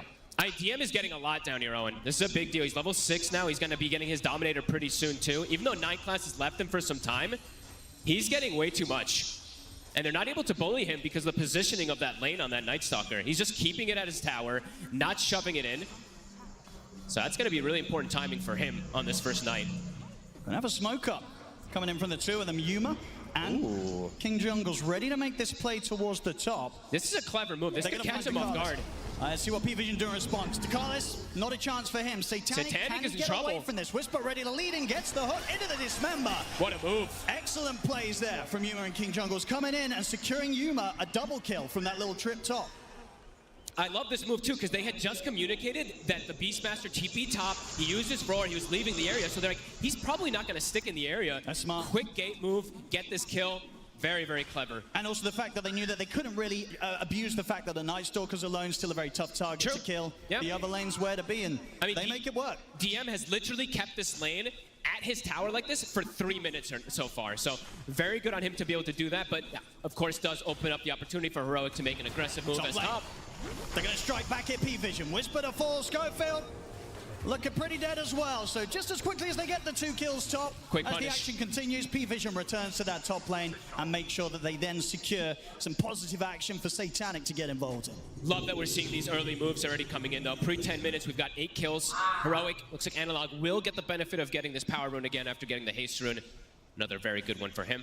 And these sort of movements, they're only going to continue, right, in the frequency that we're going to be getting them from these 2 mids each time the ultimates are up. And Every single obviously time. from DM, he very shortly is going to be prepared to get involved, especially around these nighttime moments. I think he's got the Dominator finished, right? Coming out, right? Pretty early timing for this Night Stalker who's been left on an island to have this pickup. It's coming out in the Courier. He's got the Dark Ascension too if he wants to use it to get involved and get on top of the puck too, even though it is nighttime. See what the next move is going to be. I mean, so far, you know, if you're both of these teams, you know, from Heroic side, who is it that they're most concerned about is getting the space? Because sure, DM's getting a lot down bottom, but, you know, Satanic, he's getting a good chance and a good area at the map, especially with the security of both supports being in the area, to hit probably a pretty solid timing on his Radiance. Yeah, I'm not sure if you're too... You want to obviously think about these things, but I don't know if you're too fussed because you're also getting a lot, right? Sure. It's like Whisper's getting shut down, but your Ursa and your Puck are having a phenomenal time right now, so I think at the moment, things are pretty chill for them. Yeah, we can see the Battle Fury just about a few hundred gold away from coming out to Yuma. Here comes the smoke. They've got what? Snapfire ult is up, so kisses are at the ready. There we go. See if Heroic is ready for this move. And they do have to be a little bit careful in the sense that Satanic is very close to having enough money for his relic, so if the fight goes wrong, might hurt him a little bit on that timing. They're bringing the summons, though. They've got the Dominator, they've got the Ancient Black But Dragon, look at this which comes position. in. You know, Yuma, they've already pulled back right up to the tier 2. They seem to know. This move ain't going to find anything. Might get them the chance to pressure and bring down the tower, but catching Yuma, unlikely. Yeah, very good awareness coming out from Heroic here to not hemorrhage anything in the mid lane. TP, though, toward mid. Or in the bottom lane. TP toward mid. Ducalis is setting up. They do have that roar available with the kisses. Power rune will be bottom. Illusion rune. A nice one here for no one if he does get jumped. Gives him an extra chance to slip away. Very close to his Aghanims. Just about 1,200 gold off it here for the mid Beastmaster. Top net worth right now. How's the stacks from both sides? I feel like it's been fairly even. I actually don't know if we did get a counter for that, but maybe a couple more on the side of Heroic. This is a tech that I've seen only Heroic do because they're the only ones picking Pudge, but we've seen this a couple times now. They do this, smoke a deceit with the Pudge to be able to farm the Ancients freely to get him a better timing. So that's pretty nice, yeah. It'll help his game. Super safe. He was struggling, he'll need that. So that will get him toward it. He will have at least one component of the Aghanims, but slowed down a fair bit anyway, still on Whisper. And he doesn't have the luxury. I mean, he has the luxury of being able to hook creeps, of course, to get that extra farm, but he doesn't have the luxury of a Night Stalker with a Dominator who just sends the Dominator creep to do his business. You can get that extra farm that we've seen so much throughout this tournament. As we'll watch the Dark Troll Summoner. Oh, here we go. It's going to start cutting some creep waves, probably. Yeah, King Jungles. He's ready for it. See what he can do to deal with it. Okay, he'll disrupt the stack. Yeah, they'll bring Yuma over as well. Let's clear this out, because they don't want to give DM the chance to start grabbing creep waves. And they'll kill it pretty effectively. It farmed absolutely nothing. Yeah, so. I honestly, Ursa probably one of the better carries in the game, right, for dealing with these Helm of the Dome creeps. Kills them very, very fast. Very true. They did the same thing with the Meepo the other day, if you remember. These heroes are fantastic at killing these Dominator creeps, so influx of gold for them. Top lane. They want to fight, it looks like, here. Will be a good time to strike. I mean, it's a Satanic very, very close to having his Radiance timing complete. Also setting up around the Shrine of Wisdom. 9 class. Nice around the vision. Whisper ready to walk up. Boundless strike on back. Gives him the chance to jump into the trees. Good escape there for 9 class. Can he keep this up? Split second. He's got away. a jump. He's gone. It's a bit too tricky to catch him now. 9 class should be fine. Typical 9 class, being very disruptive, giving so much information. I mean, Whisper could try for a blind hook, but no. They don't have any information here. That would be pretty wild if he's able to find him here. Just going to keep eyes on Yuma. Another rocket comes in, but again, 9 class a step ahead. They're probably keeping track of that experience that he's sapping as well, so Yuma. He's being annoying. He's giving info. It's giving time for these items to come in for P-Vision. I believe that Aghanims for the Beastmaster, it's done. No one is invading with an invis. Yuma? Good little push here, but the roll's going to be set up on a Yuma. The kisses are coming in as well. Dream come down with the 2 of them. Yuma's able to get the enrage off and starts to back away. 9 class falling low here as Analog and Schofield look to chase him down, but no one's able to finish off Schofield first. Analog has to back up now. 9 class able to survive. DM trying to find that angle with the Dark Ascension for the puck, but can't quite. A good invasive play here coming out from P-Vision, but it only nets them the clockwork. Radiance is done. Whisper will find more money. About halfway towards the Aghanims, and as we saw just there, Satanic getting the pretty much pre-15-minute Radiance done and online. And that second Dominator is soon finished for 9 class. Schofield, maybe considering something around the mid. Needs Analog to be a little bit closer though, so they can bring in the damage required. And King Jungle's a little on the mana right now to contribute. It's funny how Schofield, even in this type of game, he's still queuing up the Aghanims. He doesn't deviate his build, even though the other games when he got it early, he was kind of crushing the game. This one, it's a lot slower, but he's still going for his build. Oh, here we go. Smoke time here from the supports of Heroic. Whisper ready to join. How long on the Roar? The Roar is back up. There's no nighttime, though. That's what they're taking advantage of here. DM did pop the Ascension earlier. It's been hit by a scan, so P-Vision know what's coming. Can Heroic really still stand a chance of catching them by surprise here? The rocket for Vision. It's going to give them a Can Whisper line up the hook. Ooh, not quite, but the coil does connect before the cookie jumps there.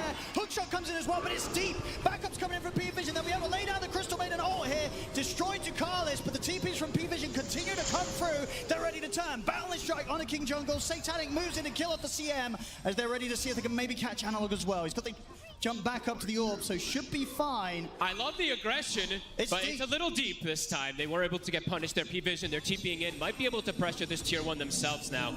Might actually get the tier 1 first now because of this move. Yeah, pretty hard to push Satanic and no one off the tower, especially with some of the ults expended by Heroic. And they had to use so much to get the snap there. The hook missed, the coil was broken. As Ducalis, and gets himself another one there. Finds Schofield alone up top. He's got the burst to do it solo. Wait, he got him by himself. Look at that. Maybe a Dominator creep also assisted, but either way, able to find that grab. As yeah, we did see the creep. Oh. Yuma though, with his blink. Indeed, with the blink reveal comes in and gets a kill for himself. Back up to level 12 now on the Ursa. Now, Yuma is having a phenomenal game here so close. far. Look at the 2 carries, right? Pretty much so close. As close as it gets, really. This game, the progress of these two, and both of them not afraid to turn up to the action, right? You know, when you look at P-Vision's heroes, they've got a good ways to kind of get Satanic on the Lifestealer onto the front lines, and Heroic, obviously with his Blink Dagger Ursa, Yuma, any sort of fight that happens around a tower that's going to be set up by this puck Analog with Dream Coil, Yuma's going to want to make sure he's there.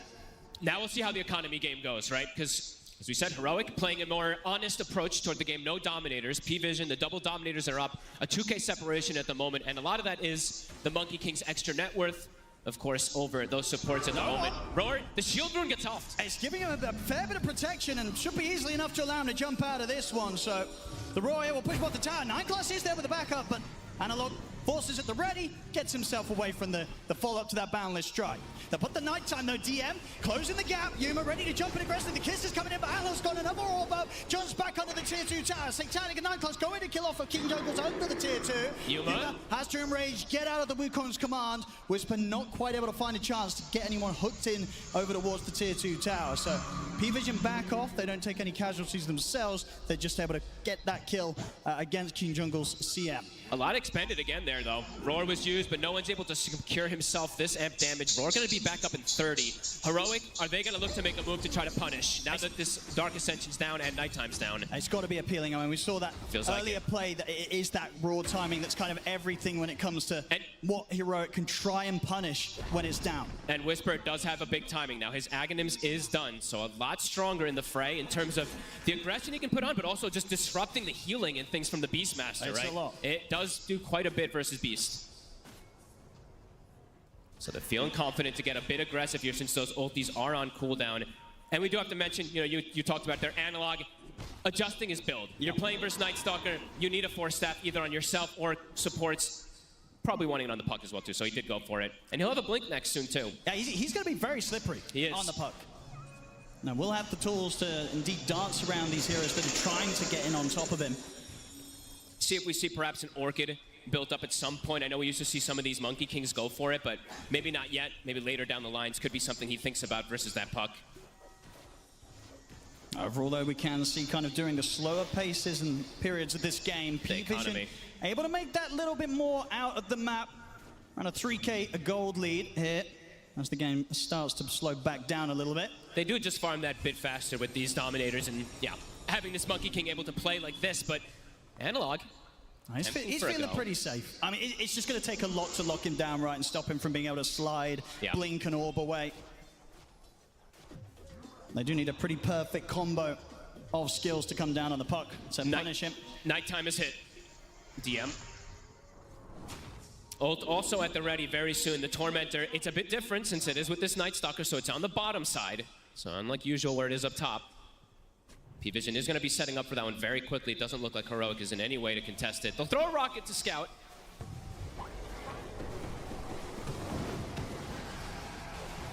See the shot. Who gets it? It's going to go the way of DM. That's a really nice one to get for free. Heroic. That makes something happen elsewhere, though. Into the pit. The freezing field as well. They need to speed this up. I think so as well. I was about to say they might want to use every spell as possible that they can to damage it. Looks like they should get away with it. Yeah, P-Vision, they do smoke up now, but it's a little too late, Roshan. It's going to all be Heroic. Streamer's going to have that Aegis secured for the next play. So, P-Vision, they get a Tormentor, they get a Shard, but Heroic do manage to find that timing to get the Ursa in the pit and secure that second life. Balance in all things. No one, a full BKB finished up now for this Beastmaster. He is going to be very difficult to bring down. Even though they have BKB piercing disables, the damage, unless the Ursa gets the fully free hit onto him, could be problematic now to deal with this beast early. But could just be a bit of a slowdown time. Both teams might be content with sitting back, finishing up that next item. Yuma in particular, his BKB. Yeah, it's going to be so important just to be able to give him the chance to run in and not worry about having the silence come into play, stopping him from getting that enrage off. And DM is the big nuisance for sure versus that puck and the Ursa. They have to be very careful in terms of this game. I'm wondering if Analog even at some point does pivot toward a BKB. Sure, not yet, but maybe one of the next items, even though we don't see it too often on the puck. Depending on how he gets tripped up from the Night Stalker, we'll have to see if he does want to adapt. Satanic, he's got his plans completely lined up. 9 Class is spotted. He's going to get a hook shot in here from Schofield. 9 Class, unlikely to get much backup here. He's able to jump out though with a sharp boundless strike. He's actually going to survive. He's away. No one. Coming in from the high ground. Maybe see if they can get an angle in onto Analog, but it's very, very difficult. Analog at the ready and Yuma.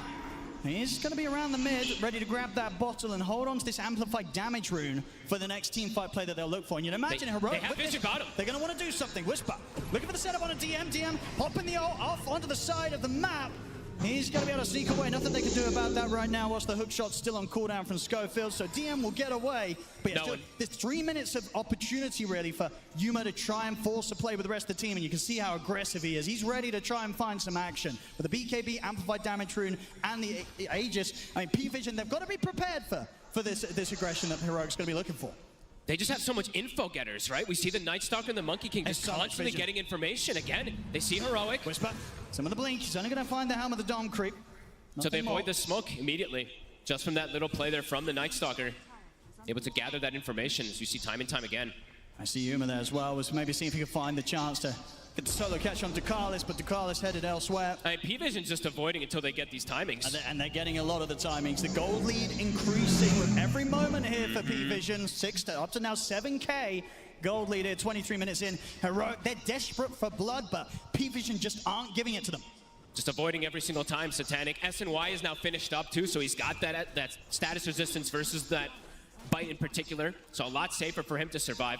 Now Blink also for no one, so easier for him to pick and choose his target for the roar. P-Vision is slowing the game down into a more and more comfortable position to be able to fight versus Aegis.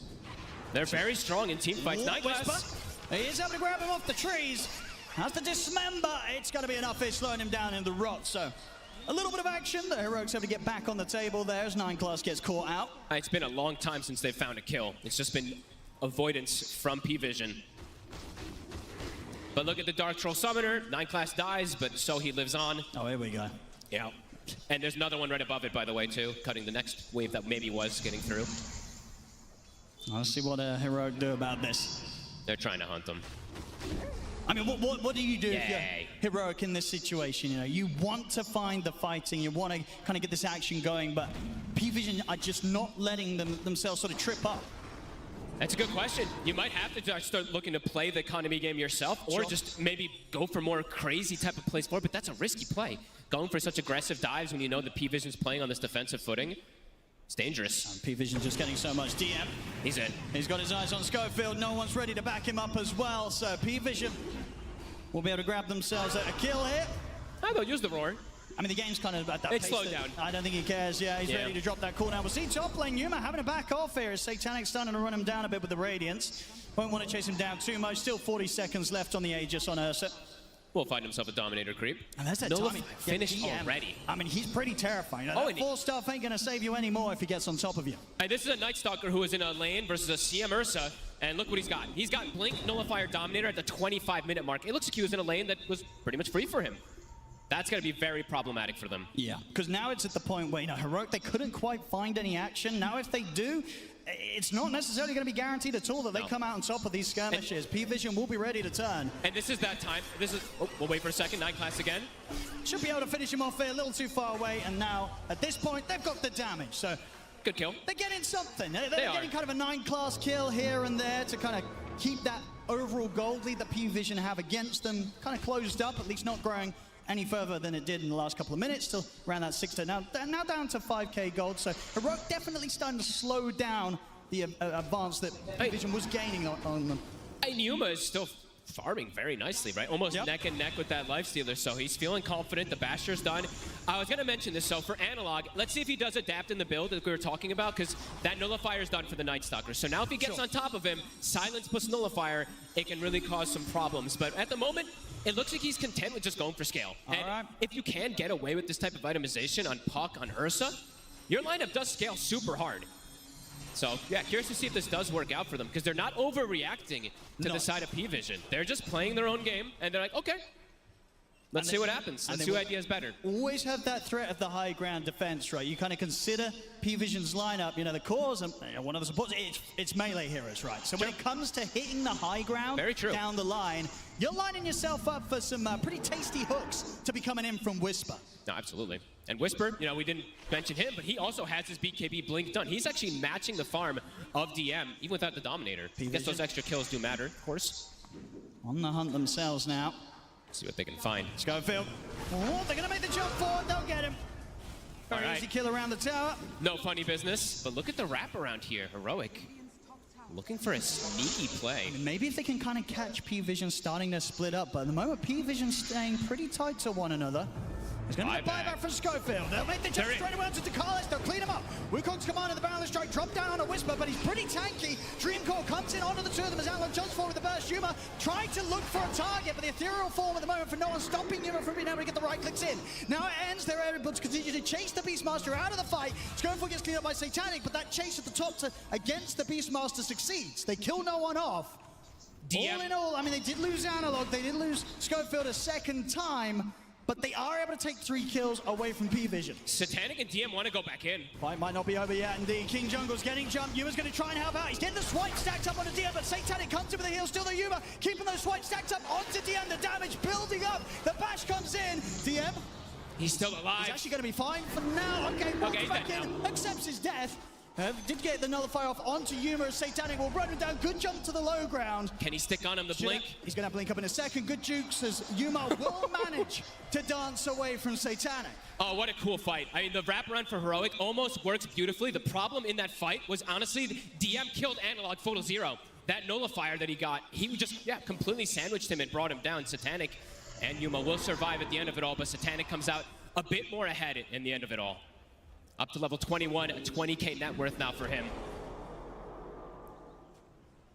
I think he does have to adapt somehow. I'm checking Analog, what he wants to build. Okay, he's going Hurricane Pike. So he's going to use that on the Night Stalker instead to have that be the counter rather than having to build a full other item to protect himself. Because if you Hurricane Pike the enemy, even if you're nullified right, it still pushes back. Yep, it does not dispel it off of you. You're still able to get pushed back. Exactly. So this is if he had this in the last fight, he likely lives, and it could have been a completely different outcome where Heroic maybe comes out even a bit more in a good position there. But as it stands, P-Vision, after that fight Satanic, he is cruising. Almost an AC finished also for him. Oh, yeah. And we see on the other side, Yuma, he's going to want to try and get that Abyssal as soon as he can. And he's got it now. So Abyssal Blade done. We did see how kind of clutch the bashes were coming in that last fight. He's able to drop down the active on someone. Should have the chance of tearing them apart pretty quickly. Now, obviously, that last fight, they did get no one, but it did take them a long time, right? They had to really chase him out at the team fight and stay on top of him to get that kill. And that was them with the positioning, right? They got that wraparound, and it's still, they didn't get those kills almost immediately. And speaking of which, P-Vision, Smoke, or Invis, sorry, on no one, looking for another play. Whisper, he's under vision. That's the setup. Straight in with the Roar and bringing in Satanic. They easily have the damage to... Satanic gets the last hit as well, too. Even more HP up to monster kill. 418, 421 bonus HP now for him. He is getting very tanky. Difficulty definitely rising here for Heroic. Does feel like that, absolutely. Analog, he's got the pike. Does get the phase shift off. Can he play around this? It's tricky to chase. Silence comes to an end. Nullify will catch on to him, but no, he's able to jump out with the phase shift dodge and the orb.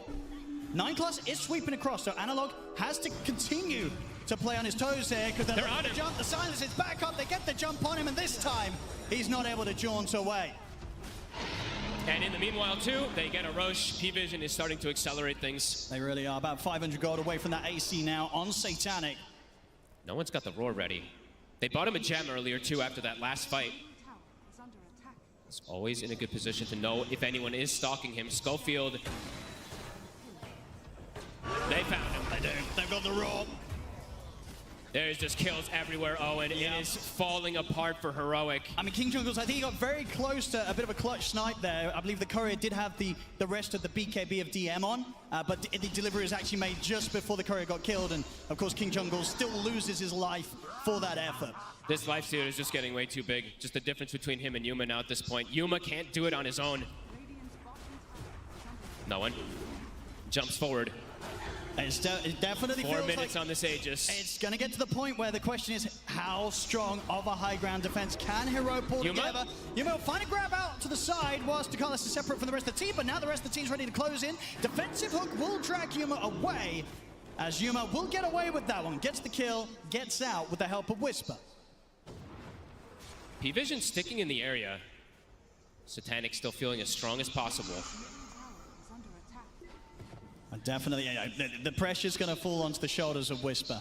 Can he get these crazy angles on the high ground defense to get those hooks, pull apart the attempts from P-Vision when they look to try and close up towards the barracks, towards those tier 3s? It does feel like that's going to be their next best shot. Yeah, it feels like it's very dependent on the cores in this game on Heroic. It's been a pretty quiet game from the support zone, I have to be honest. Schofield not really having much of a game this time on the clockwork. Maybe in his lane, absolutely, but right now he's 0-7 and he hasn't even built any items to buff up his allies either. He's built completely for himself. So it's definitely one of those risky builds. Right? When you rush the axe. Sometimes it looks great, sometimes it looks like the support you encounter in your pubs. It's a risky move. It's not paying off so far, but Schofield will say, hey, this game's still young. We're only 32 minutes in. Hey, it's very We're probably true. going to hit the 60 minutes, and Schofield's absolutely still got a chance, if it goes 30 minutes more, to maybe come in with those plays, and he'll say, hey, you know what? The Axe rush, it was absolutely warranted. We'll have to see if it does pay off. Because he can do still some really nice stuff with the Aghanims. I'm only critiquing him a little bit extra because it's Schofield, but he can scout a lot, right? And in this game, scouting has definitely been pretty crucial. So and you can clear the waves, right? You can prolong the game. You absolutely can. Flares, being spammed down. So. Yep.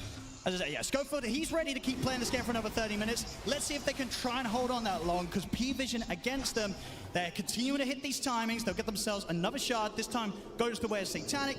They've got 2 minutes of Aegis, so very likely to bring the fight. Heroic, they've got to do the best to kind of limit the casualties and try and not lose too much against these next moves from P-Vision, because otherwise P-Vision, they could be moments away from shutting down the game. Absolutely. I mean, P-Vision, they're just getting a bit too much. It feels like out of the map. The map is shrinking it.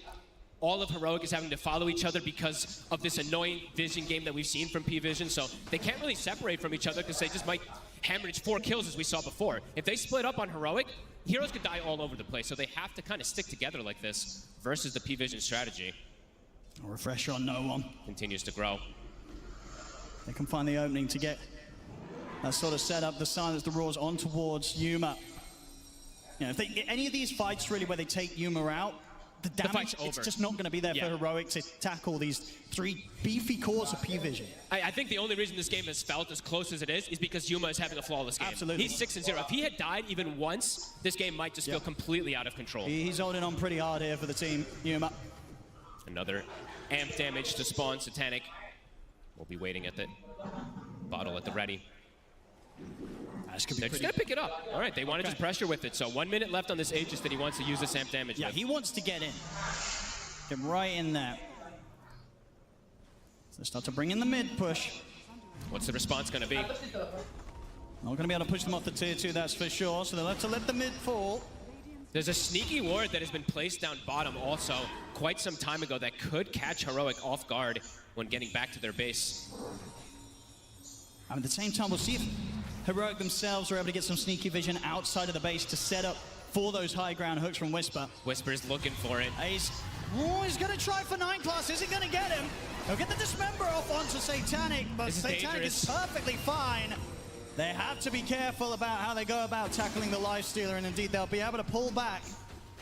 They do not want to put too much into trying to go on this Lifestealer, especially once he still had a few seconds left of Aegis. Will start to now come to an end. Daytime will hit. Looks like P-Vision will back up with that. Continue to play that economy game as they continue to grow and grow and grow in terms of that economy. Seeing 9 class, he's gone full greed this game, as he tends to, but Diffusal into the Scotty next, it's going to be very, very annoying to play against for these cores, in particular the Pudge and the Ursa. The fights just, they continue to feel harder and harder and harder for Heroic, and I'm wondering how and when it's going to feel that much easier. Perhaps it's when Yuma does have that MKB, but again, it does feel like it's starting to feel like him versus the world a lot in this one.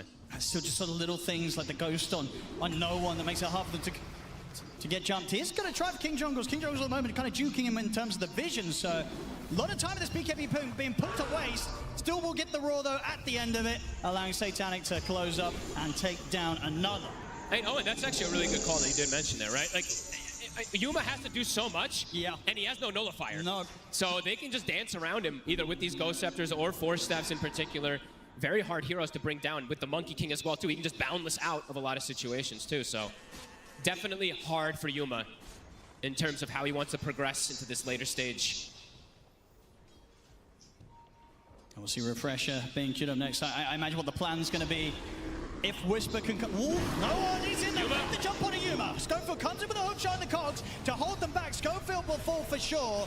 Yuma, though, with that play from Schofield, should be able to get out. Did cost him his BKB, though. Had to use it. 85 seconds, no BKB, no one's in. He's going to have the buyback coming straight away from Schofield. Does not want to allow P-Vision to get away with that. He's got another Roar. He still has that at the ready, and double BKB if he wants to have it for the side of no one. Forcing a buyback again, that's 2 from Schofield. Yeah, the gold difference starting to look growing. Pretty crazy now. 20k gold advantage here for P-Vision 37 minutes in. Satanic is getting close to being maxed out too. He's got to believe the Daedalus finished up. His Ag's going to get consumed too. He is massive, and that's the Scotty's finished up now too for 9 class. These supports, I say supports, these cores now on P-Vision are cores as well. Absolutely, I mean, 9 class, he's definitely not got any problem with this game going on. He's more than happy to get to the stage where he might just be 6-slotted as well. Heroic has to do something chaotic, and that's what they're looking for here. Smoking out, there's no Dark Ascension, there's no nighttime, so looking to perhaps take advantage of that here. But P-Vision are all so far back. Well, this could be a bit risky, stepping out on the map like this. They're not even going to find Ducalis down here, who's just farming in a Do they find very anyone? interesting spot. Even if they get up here onto Satanic, it's going to be tough to take him down before backup is inbound. Oh, and Yuma also has no BKB, so it's 15 seconds on cooldown. I mean, if they once commit the for wisdom, this. he's going to get it. Satanic. They're going to make the jump. They're going to see if they can try and burst him. The damage is stacking up. It's enough. They got him. They've killed him off, but the Roar comes in. P-Vision ready to punish. Yuma is going to be able to jump away for now. Refreshers pop. Whisper holding back no one, though, will give the chance for Yuma to continue to retreat. It looks like they're going to get away with it. They're going to try and go for more. The Boundless Strike will stop Yuma from getting his hands onto no one. What a play from the split second. He was a split second from getting that infest off and perhaps surviving. And it's such a risky time, as you said, to have the foresight to go for that play, despite the fact that your own carry, his BKB was still on cooldown. That could have gone horribly wrong, but they get away with it and take away at least a 5k gold. You know, sort of lead that P-Vision did have. They're down to 15k. And Owen, look what just spawned. Roche is up. It's 60 seconds without the life stealer. If they're able to scout that, be absolutely massive for Heroic. What a heads-up play. And I think that's, honestly, that might just be how they have to play for this game. They can't just like sit back. They kind of have to do these chaotic plays and find this life stealer. So very nice keep this play. up here, Heroic. P-Vision next time round, they're definitely going to make sure that the backup is ready if Satanic does get caught, even in the deeper areas of their map. Oh, and they're going to get, it looks like 2 T2s and maybe even that Roche if they do back up for it right away. They scout it. And you've got to imagine again, when you go for that play and you carry Yuma still at the BKB on cooldown, that was probably Yuma making that call, right? So, yeah, I mean, that's... It definitely feels like Yuma being that sort of solid rock that's bringing the team together. High risk, high giving them reward. a chance here in what so far looks to be a very difficult game still for Heroic. They'll finish the Roche. Aegis here for Yuma.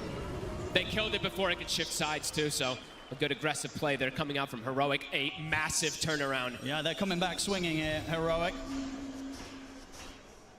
Almost have completely recovered this game just off that one move, finding Satanic, a 10,000 gold swing.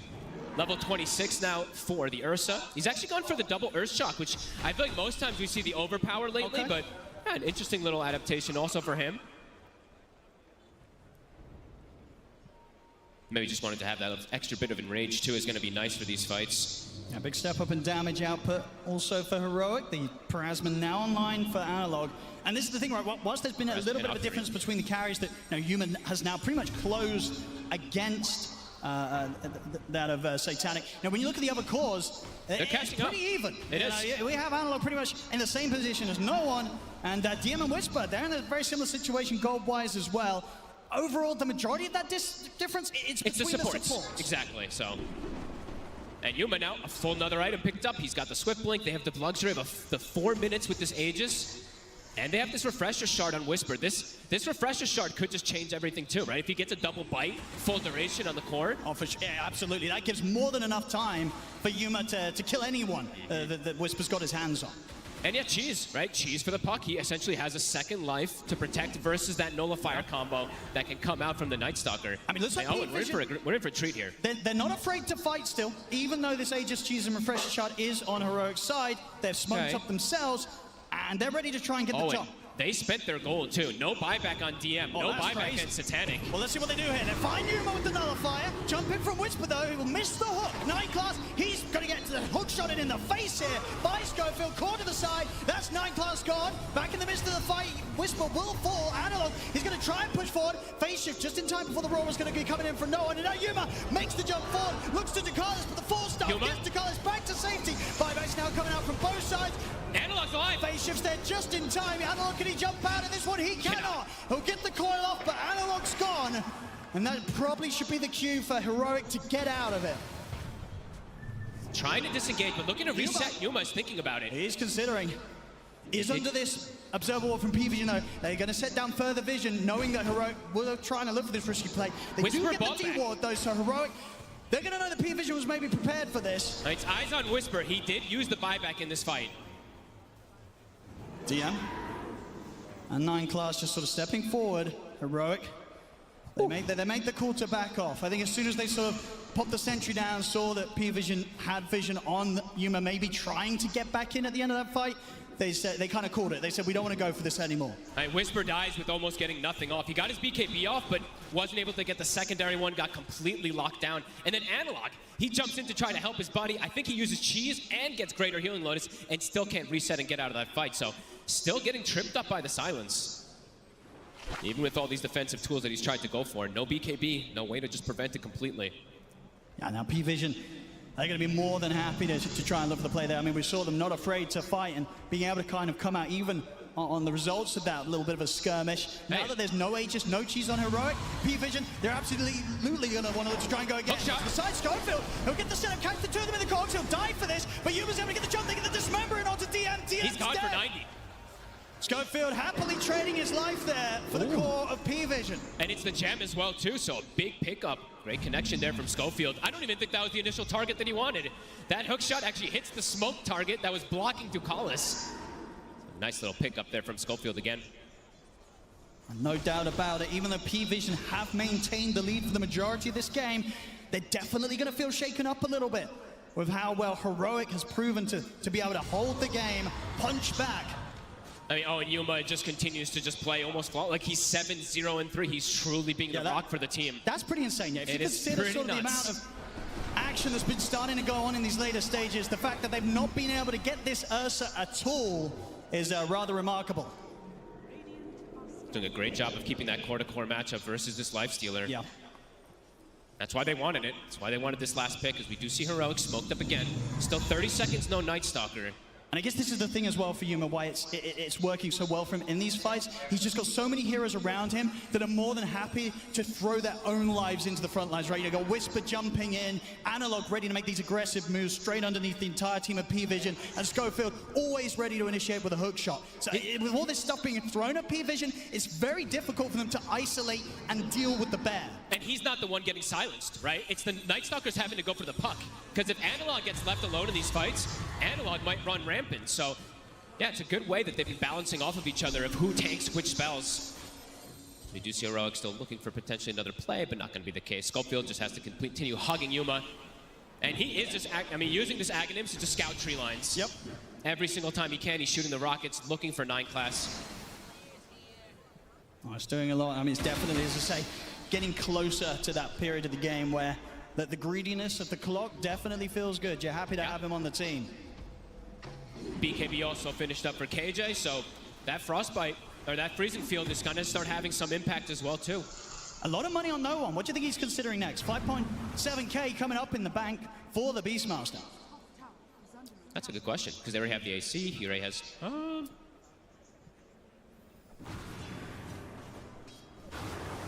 Yeah, I'm not sure, actually. Could you look for a Hex, or does a Hex not really do too much? I think Hex is probably the best one. I was thinking Hex or maybe even just Lincolns to protect and block this Abyssal Blade in particular on a core, but... That's true. Maybe help someone kind of for the dismember efforts, right? Yeah, because there's a couple of different single target abilities that can be very annoying this game, so like he's got options. I'm not too sure, though. I think he's also debating which one is best so far. This gold lead has been kind of sitting at a similar amount for a lot of this game, really but Heroic has been able to play around that beautifully.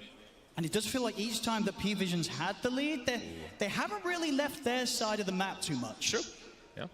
They're very much holding back, seemingly sort of waiting until they themselves have kind of like these 6-slotted, maybe, as we said, the 6-slotted supports like 9 class. You know, very close to having that BKB on top of the Diffusal and Skadi.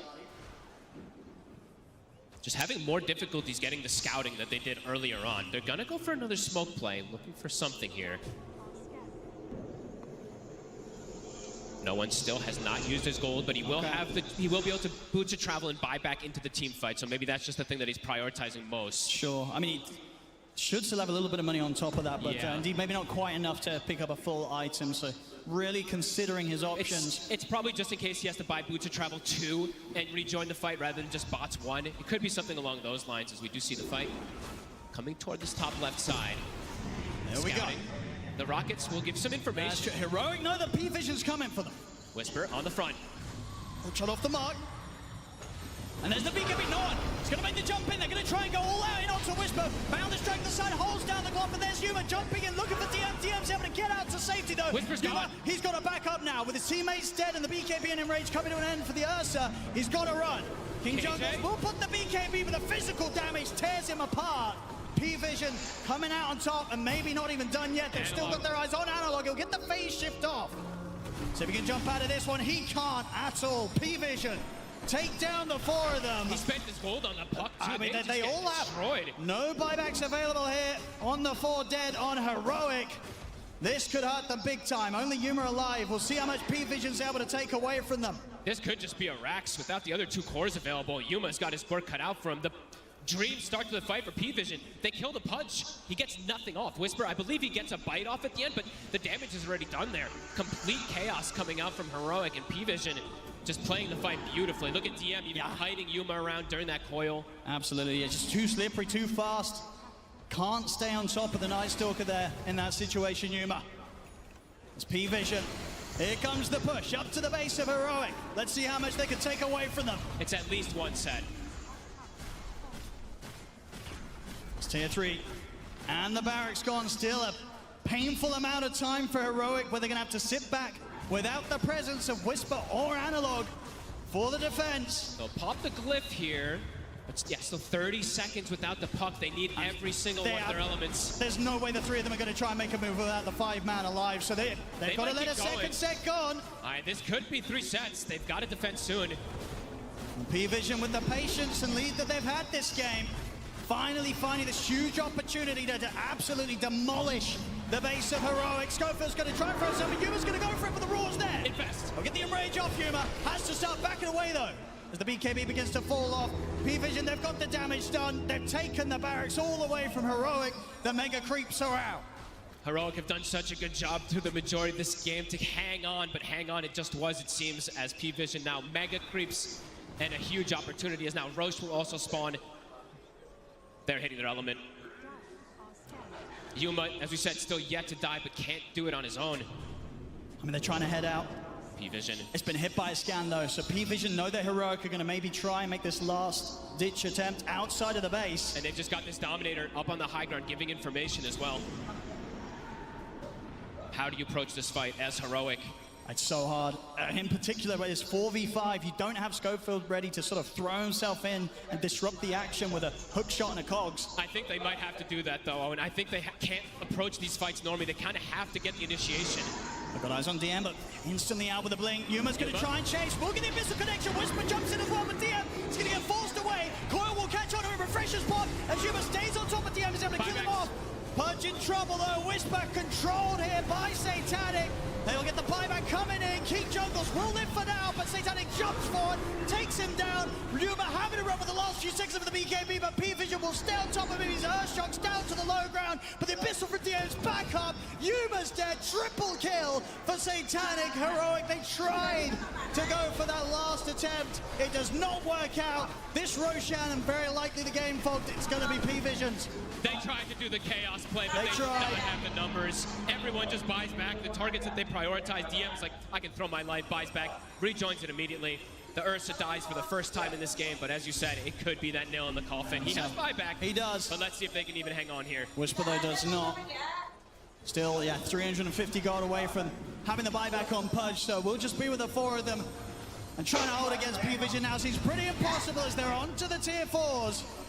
Aegis on no one, refresher shot on 9 class. P-Vision, they're ready to lay down the Wukong's command. Try and enter Yuma, he's in with the jump. They're trying to burst the Lifestealer. Satanic, he's gonna get hit again by another bash. You'll get him with the Infest. Survives, heals up. They take down the bear, and with that, the tier 4s continue to remain exposed. This game is over. GG is called. P-Vision will take the first game. The economy war, I mean, P-Vision playing the map as they do, as we've seen them do so much this tournament.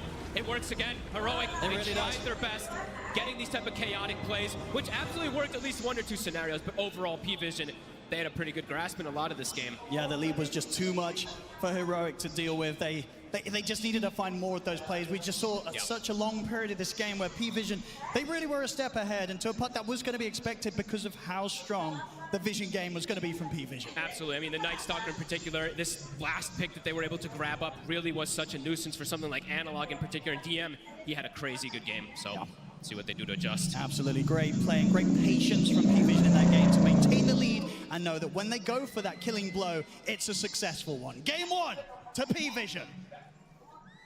And it was a great game for P-Vision here, right? If you're there in the arena cheering for them, you're so happy with how this one looked. It felt like just every core was having the time of their life, Lacoste.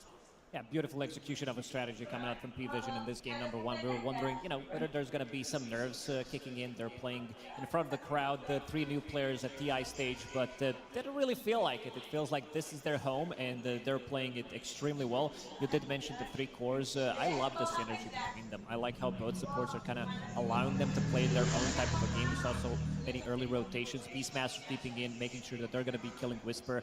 And also, this Beastmaster, like, usually we don't see it from the mid lane nowadays anymore. It is still a good flex, but they realize that they can pick this Lifestealer as well and combine it with the Night Stalker overall last pick, and now you have overall the better vision in the game. Monkey King, Night Stalker as well. It's very difficult to fight into these heroes. Yeah, well, we want to focus on those rotations, right? Because we're talking about how good no one was rotating to help that safe lane of the duo with Satanic there on the lifestealer. But something that's more important that we're not really seeing too often is actually carries themselves rotating through the portal, right? We saw Yuma do that one quite early, Jenkins. Yep. Yeah, I mean, at this point, I feel like this is the Yuma rotation. He does it in almost every game, where he comes through the portal sometime after 5 minutes, and he gets a very important kill here because Whisper was struggling against Lifestealers. They pick Ursa to counter the Lifestealer, and it almost worked. Like, he didn't die until like very late into the game, where they had to literally throw like 3 heroes' deaths into buybacks in order to kite out all of Yuma's abilities in BKB, and then they finally killed him, like at the very end of the game. But I also felt like P-Vision did a good job exposing the weakness of Pudge as a core, right? Because the hero doesn't push out lanes quickly, and because he had a bad start, it's really difficult for him to recover. And you see, like throughout I'm sure there are more clips later, they couldn't really push the wave out, and they're constantly getting ganked by the Monkey King because he's giving vision. So I think Arsini said, he wanted to give them their best strat, but he had a way to deal with it. He knew that Pudge is not strong because he can't really push waves, and it's really important that your cores are able to push waves out. And Puck couldn't also push waves because he got countered by the Night Stalker. Oh, I have an idea. Something that can push waves? Pudge Helm Dom. So you can block your own hook. Okay, back to retirement home with you. All right, look, guys, we're going to look at that Vision game specifically with the Monkey King, the Night Stalker. We said the lineup was big, but seeing it in action and exactly how they're able to utilize it is a whole different thing. Yeah, 9class is just being himself, being super annoying. Look at him dodging the ganks. This is 3 heroes, so there's going to be a hook, there's going to be another hook shot that they're trying to go for, and he's still going to be escaping, lurking around the 14-minute mark, trying to go for the Wisdom Shrine, and he's just going to be staying around. So he came back, and what he did is he provided vision for Schofield. You can see that he's buying time, he drops down, it feels like he's gonna die, but they also understand that they can help him out. The rest of the team, after he provided vision, they're gonna be helping him. He gets a really good boundless strike, and in the end, he doesn't even die. But this is what he does the best. Like, he's very annoying, and there's gonna be another situation where he gets initiated on, again, providing info for the team to see where the heroes are, which allows others to play much more safe, and then you have him escaping with the shard. Plus, also, we gotta point out the Night Stalker. Like, he's really, really good. He's going for the Nullifier as well. Didn't have it in this fight, but it also completely ruins what he wants to do with Ursa. Good against Pavis on Crystal Maiden. Good against this 4-stab slash Hurricane Pike on Puck. They understand how to itemize correctly, and 9class standout player for a good reason. It is a really big deal against, especially like Heroic and an Ursa lineup, to waste time like that, to waste these smokes of deceits, because you end up in these games where like you have a timing, you have like Ursa BKB, something like that, and you just legitimately don't have any smokes because you've spent so many of them, like smokes being broken, or a Monkey King, jumps in, makes some, like, waste some time in the early game. Like, these things really matter in a game like this, especially when you're the team that is trying to create chaos. I mean, this kind of happened during the game when they traded Tormentor for the first Roshan. So the Ursa got the first Roshan, but he couldn't really push the map, for advantages because they were constantly chasing around the monkey. He was pressuring them. The map was pushed out. They just basically couldn't really do anything with the first Aegis. They just blocked. They just blocked every play from Heroic. They couldn't progress on the map, and I felt like that was a huge problem in the game for Heroic. Yeah, and I think they also understood the fact that, okay, Roche, that's going to be an objective early that Heroic are going to be really strong at, right? You kind of want to give it away, but things and objectives that aren't as easy to give away, Lacoste, is these Wisdom Shrines, right? You want to be able to take them away from your opponent as often as possible, and we normally see early fights around it, but in this one, we saw that later 27, 28-minute fight around it. Yeah, they understand that they want to take it away, and this is the fight where Night Stalker does have Nullifier available, so it's going to be very difficult for Ursa to play the game. You remove his overpower, which means that he's not going to be having enough damage. And he's going to be running in, providing vision one more time. We've seen so many Infest bombs in this game because you have both Beastmaster and Night Stalker ready to jump in with the Infest. So in the end, they're going to be stealing the Wisdom Shrine. And Night Stalker, in this one, it turns into daytime. His ulti just ended, but he's still going to be using Nullifier before he dies, making sure that the Ursa is not going to be able to do much. But Yuma, man, I gotta say, he had a perfect game. It doesn't get better than this. We said that he's playing the tournament of his life so far. Dying first time 50 minutes into the game. He was very slippery, even though he played into a really difficult matchup. You're playing into Beastmaster, you're playing into Night Stalker. These are not the matchup that he likes to play into. I mean, even Lifestealer with the Ags, we talked about it. Like, you can kite out the Ursa in Rage with the Lifesteal Ags, you infest, and it's not affected by status resistance, so it's not exactly the matchup that it was before. We did see like one time, I think, or a couple times, like he was able to do a lot of damage. Right here, for example, like finally you get this, BKB piercing disable from Whisper. Obviously, Pudge does not do enough damage to kill a lifestealer, but Ursa's like, okay, don't mind if I do. And this is where I think a lot of people were thinking, like, are they doing it? Are they coming back? But more annoying P-Vision shenanigans, like able to slowly kite everything out and only lose Satanic there. I think this is something that they're very good at, is when they do lose a hero, they will retreat tactically, They, as Astini said, will throw once per game, and so they're very good at making sure that throw does not end up throwing the entire game. It happens, they recognize and they're like, okay guys, that was the one, now we just have to go back, reset, wait until Satanic comes up. We've done this so many times at this point.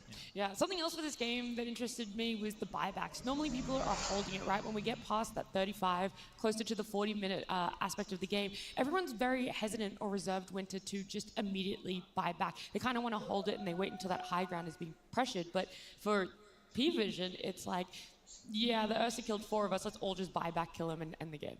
Yeah, I mean, the buyback part is something that you have to really understand as a team, like how to use it. Having the buyback is not just like, oh, I'm going to say buyback, but you don't really plan how to use it, right? So they showed in a couple of fights how to use buyback. Sometimes it's easy when you're in your base, but sometimes it's also a bit more complicated when somebody has to willingly sacrifice your life to ensure your team has a good opening in the team fight. So those are things that are not easily done in the game.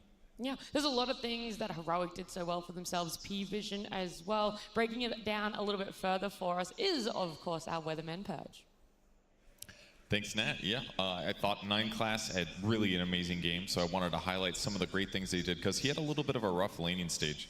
This game playing Monkey King, getting back into his normal thing. Now, very importantly, he's basically trying to waste a lot of his opponent's time. They happen to get lucky and hit him with a rocket flare, and as a result, this is an easy kill on Monkey King if you can catch him before he manages to come off cooldown here. But because he jumps into the trees, they put all this effort in trying to kill him. This is wasting tons of time, and he's doing economic damage. So him surviving and then ultimately having a great fight over here is fantastic for his team. He's not dying, he's getting pressured, and ultimately his cores get farther and farther ahead. And how this changes as the game continues is basically because of the item of the tournament, the Helm of the Dominator. Now, Monkey King classically never buys this, but it's working out for 9 Class here because it fits his playstyle. He's trying to waste his opponent's time.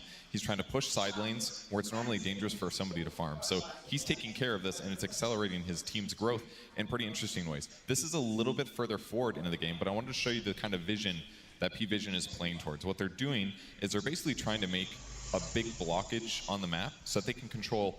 I should do it a little bit more like this. They basically get to farm all of this by themselves. And that space is going to be smaller than the left side of the map. So that means as the game goes on for 5-10 minutes or so, they're just constantly getting more net worth per minute than their opponents are. And this further gets cascaded because 9 Class is using his trolls in interesting ways. He's sending the skeletons out to spot where his opponents are. That means less of his teammates are getting ganked by pressure from the enemy lineup. And check out what he's doing with these skeletons as well. 19 minutes, 30 seconds in, he's even hiding the Dark Troll there. He's not necessarily pushing with it, and he's sending the skeletons to block camps, similar to what a Broodmother is going to do. So that's further decreasing the GPM that Heroic has. They have less of the map already, and now they're getting even less gold out of it. And this is why P-Vision started getting more and more net worth from this point of the game onwards, and made their game just much easier to play.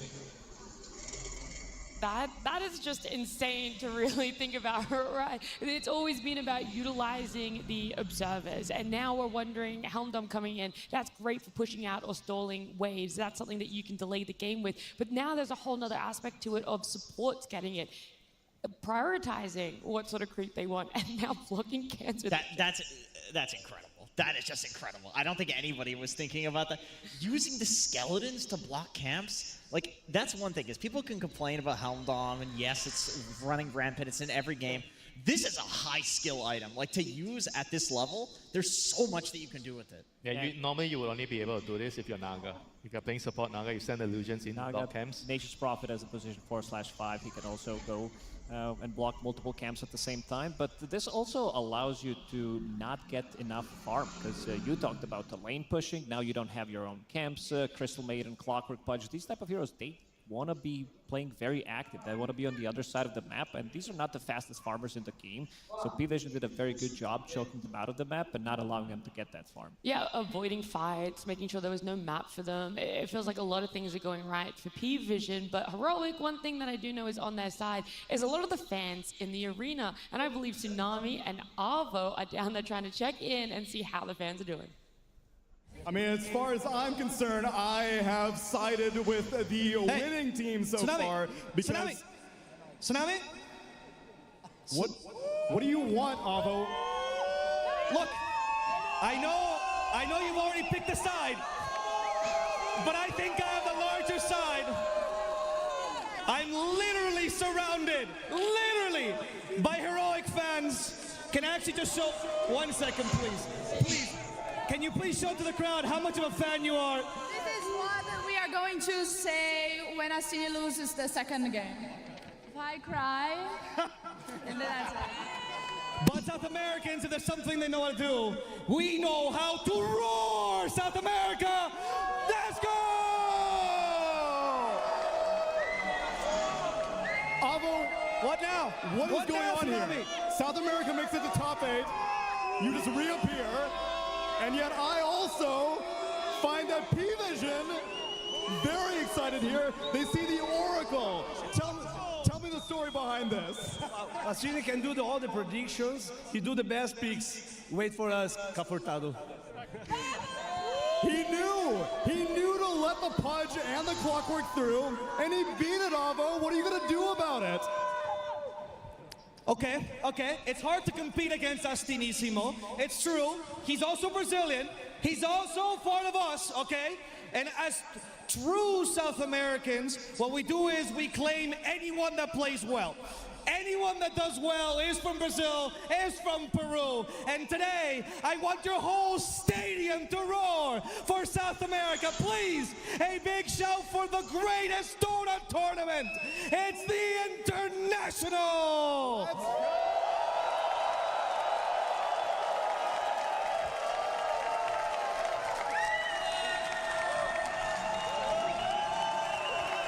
It's an appeal to the crowd, but one that will always be very, very encouraged. Thank you very much, all of South American Dota. No matter what, no one's going home yet. We can see it reunite again in grand finals. But for right now, we're going to go back to the panel as we prepare for game number 2.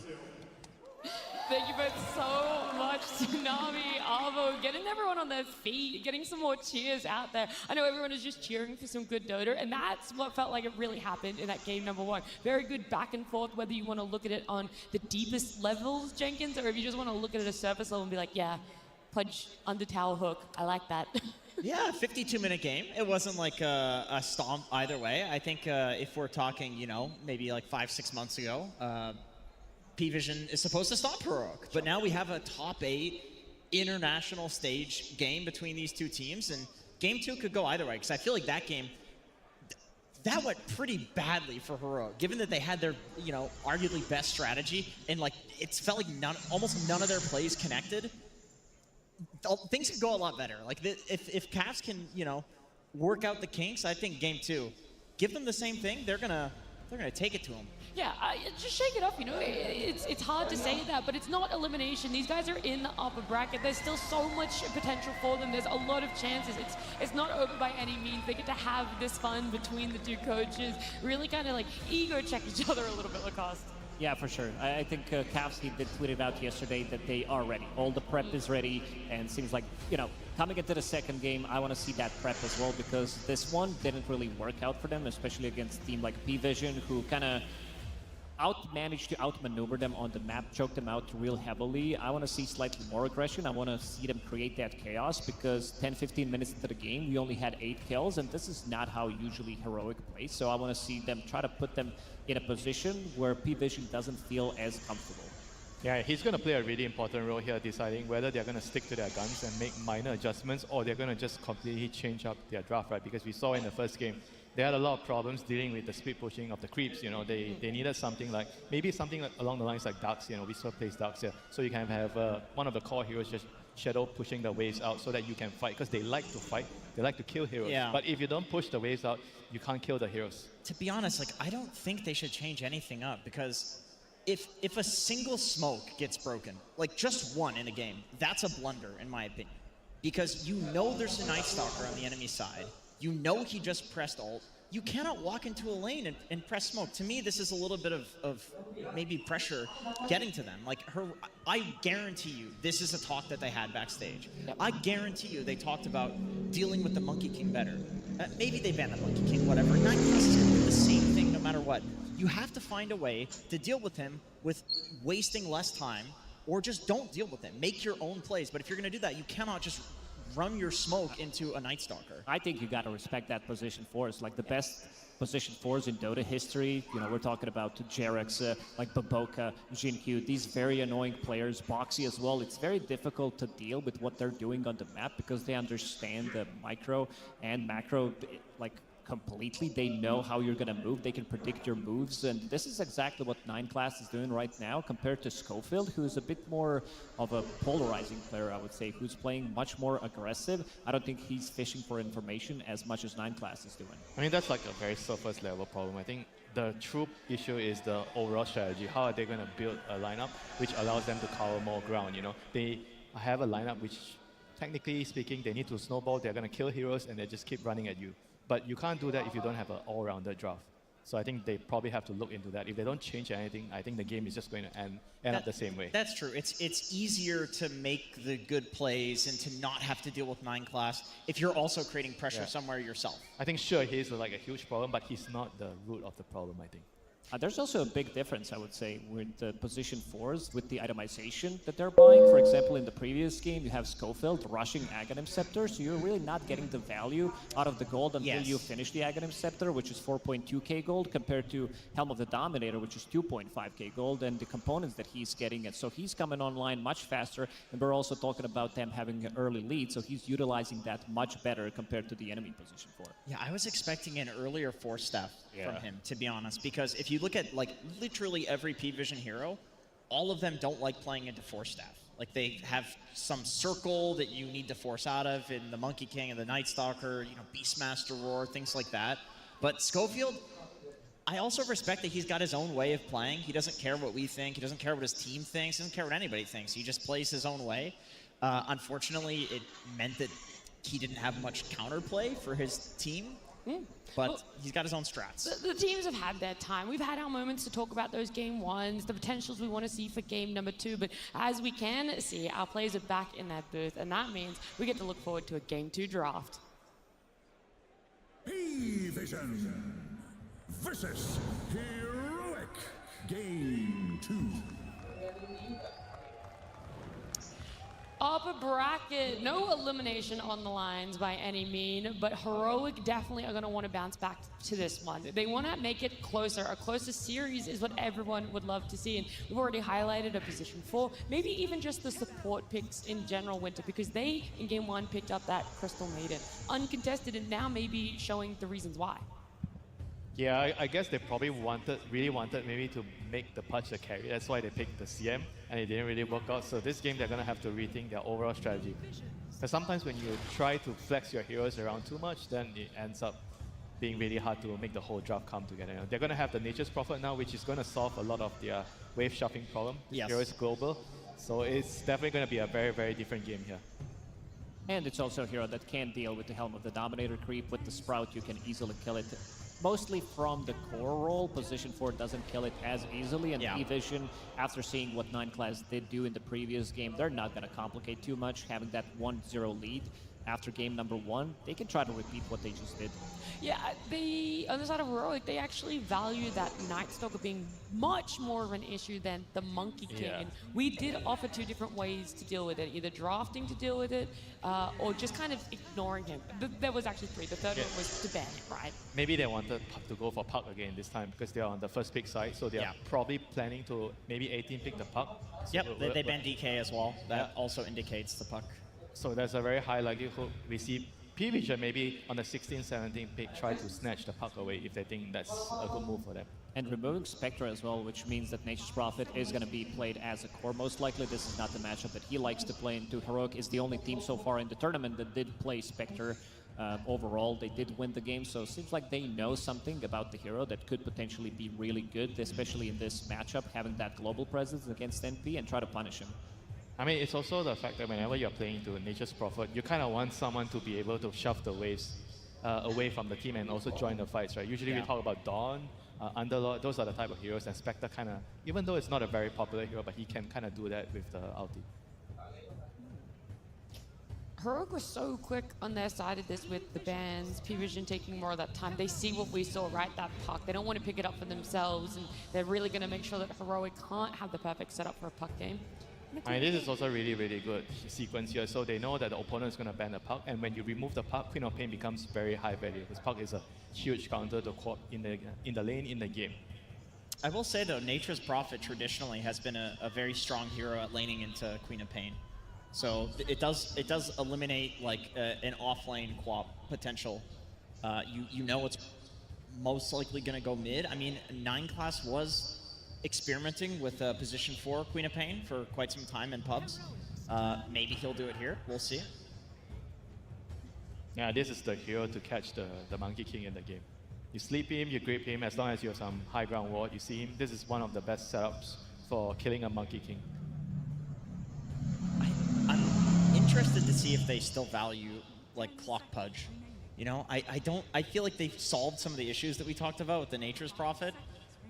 They did go to 52 minutes in the game. It was a relatively close game. Yeah, I would maybe lean towards melee position 4, maybe Marcy, keep that potential flex from the off lane, maybe even Tusk to have ability to save people, because right now you do have Vayne with the Nightmare save, that's going to be good, and these heroes that I just mentioned even get more value after seeing the Shadow Fin pick. Even Clockwork that you mentioned comes into a play for sure. Oh man, what a combo Bane Shadow Fiend is too. You can Nightmare sleepwalk somebody into the SF Requiem, and that is going to one-shot pretty much any hero. I mean, does this indicate the Nature's Prophet might be a support, or is just going to be a Nature's Prophet carry and an SF mid? I feel like it's analog calling for the SF. It's like his best hero, so I mean, other than Puck, which is out. Yeah, he's played it twice already in this tournament, so it kind of does make sense that it's leaning that way. I do think maybe to flex too much could also be a strength for Heroic. I mean, but at the same time, I feel like if P-Vision chooses to go for like some Tusk, Spirit Breaker here, those are heroes that are really good at punishing mid SF, right? So if you get like 1 or 2 kills on him in the laning phase, you could completely ruin his game as the SF mid. I mean, ET is kind of nice against Bane in a team fights. You can cancel the grip from far range. Amps up the quap damage. It's also a great hero at securing lane for Satanic, no matter what. Like an ET is gonna do well. Yeah, not to mention the runes though. I think the rune fights are going to be extremely important in this game if the SF is going mid. You want to win the rune fight, so you need suitable supports that are very strong at using their body or they have stuns to secure the rune. And I like this. They just picked Phoenix on 17, not showing where the Phoenix is going to go, not showing where Monkey's going to go, so having the flex open between potentially 4 or 5 with Phoenix and ET. And also, DM is the one who did play offlane Phoenix. We saw 33 played as well, so definitely a hero that could potentially come. It's a scary lane, no? Phoenix and Monkey King. Yeah.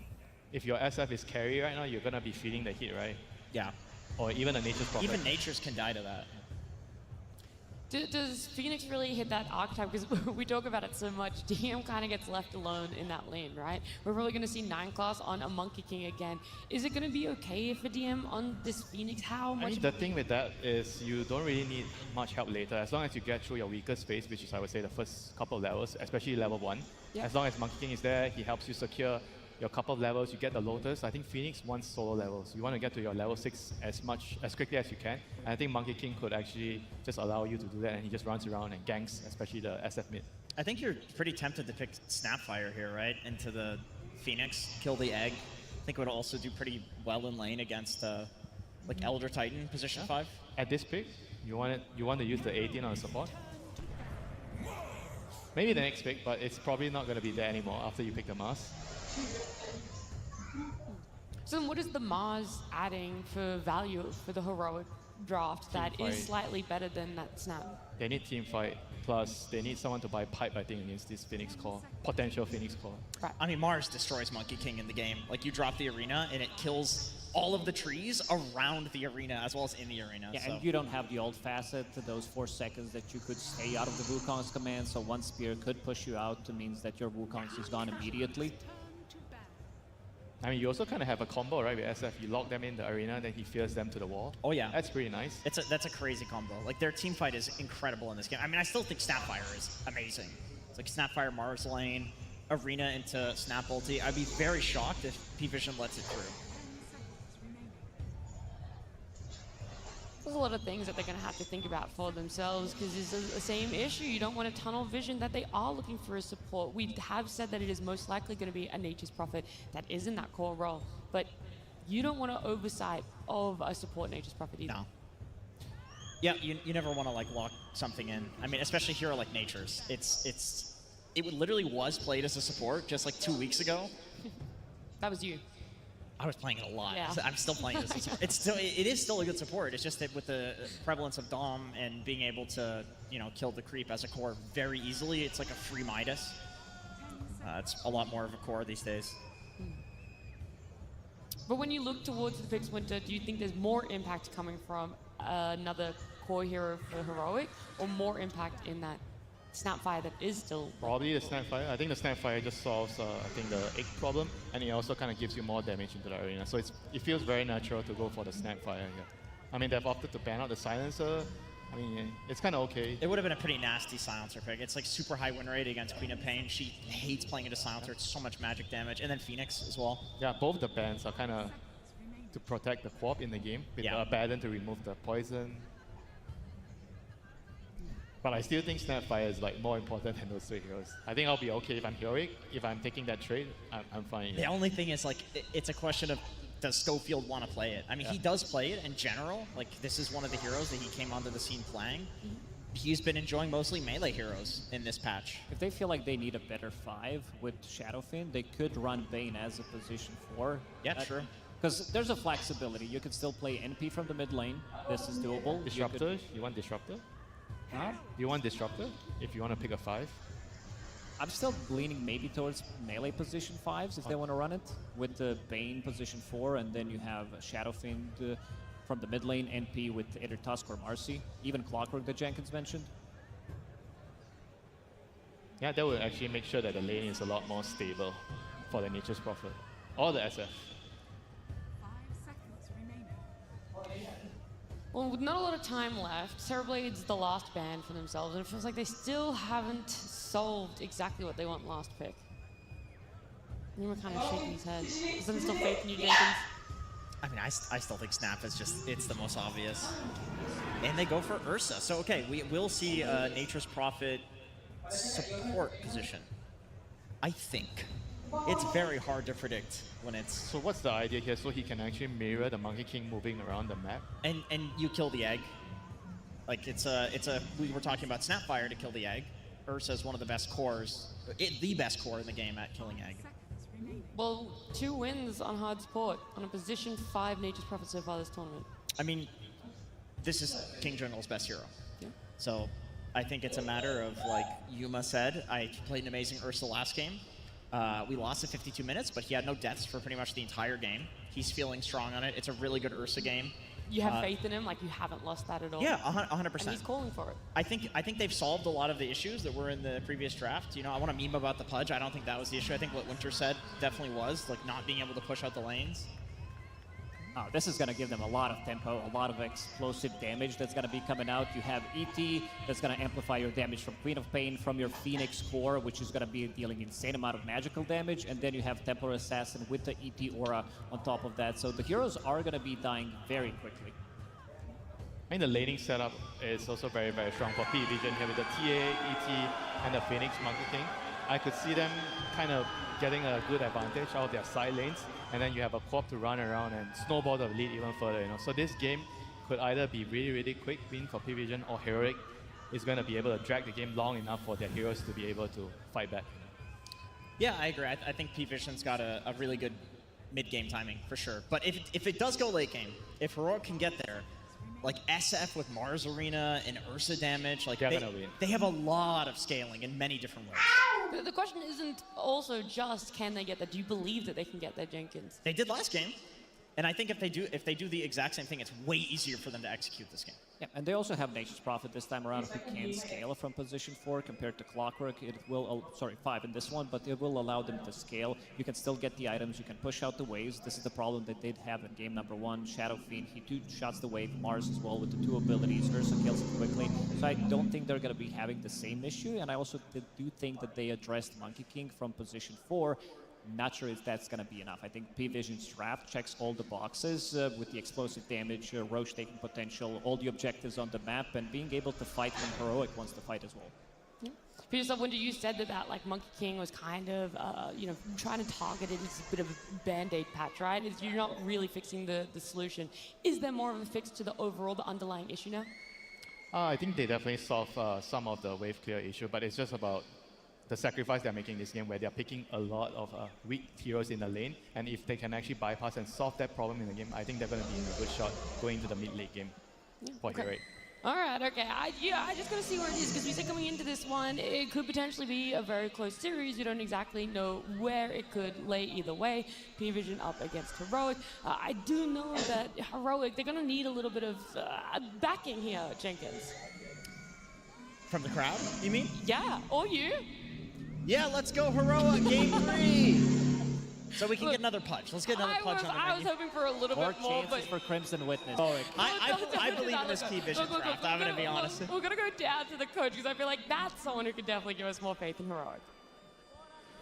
Absolutely. We are here with Caps. Caps, welcome back again. Hell of a game that you guys played last year, and pretty good draft here, I have to say myself here. You did give them their iconic Monkey King again. Do you think that the Mars will be enough to deal with that, or did you have any other plans for that? We think that the hero is annoying for sure, but if we worry about a hero just because it's annoying, the draft gets too hard. And I think this game we have better tools to deal with it. And we could have won last game as well, right? You guys saw it. It was close. Absolutely. It was a hell of a game. So how did you get the guys out of that mindset? Because it really was a back and forth. You guys did great in that early game. Were there any words that you said to them, like, guys, drop it, let's get into the next game? We usually just try to be as direct as we can about the things that went wrong and cheer them up in general, like a good friend. Well, I could definitely tell that you guys are big homies in there, and obviously against a team that you know a lot about. The crowd, I don't know if you saw them, but they were absolutely screaming out for you. Heroic fans, you still out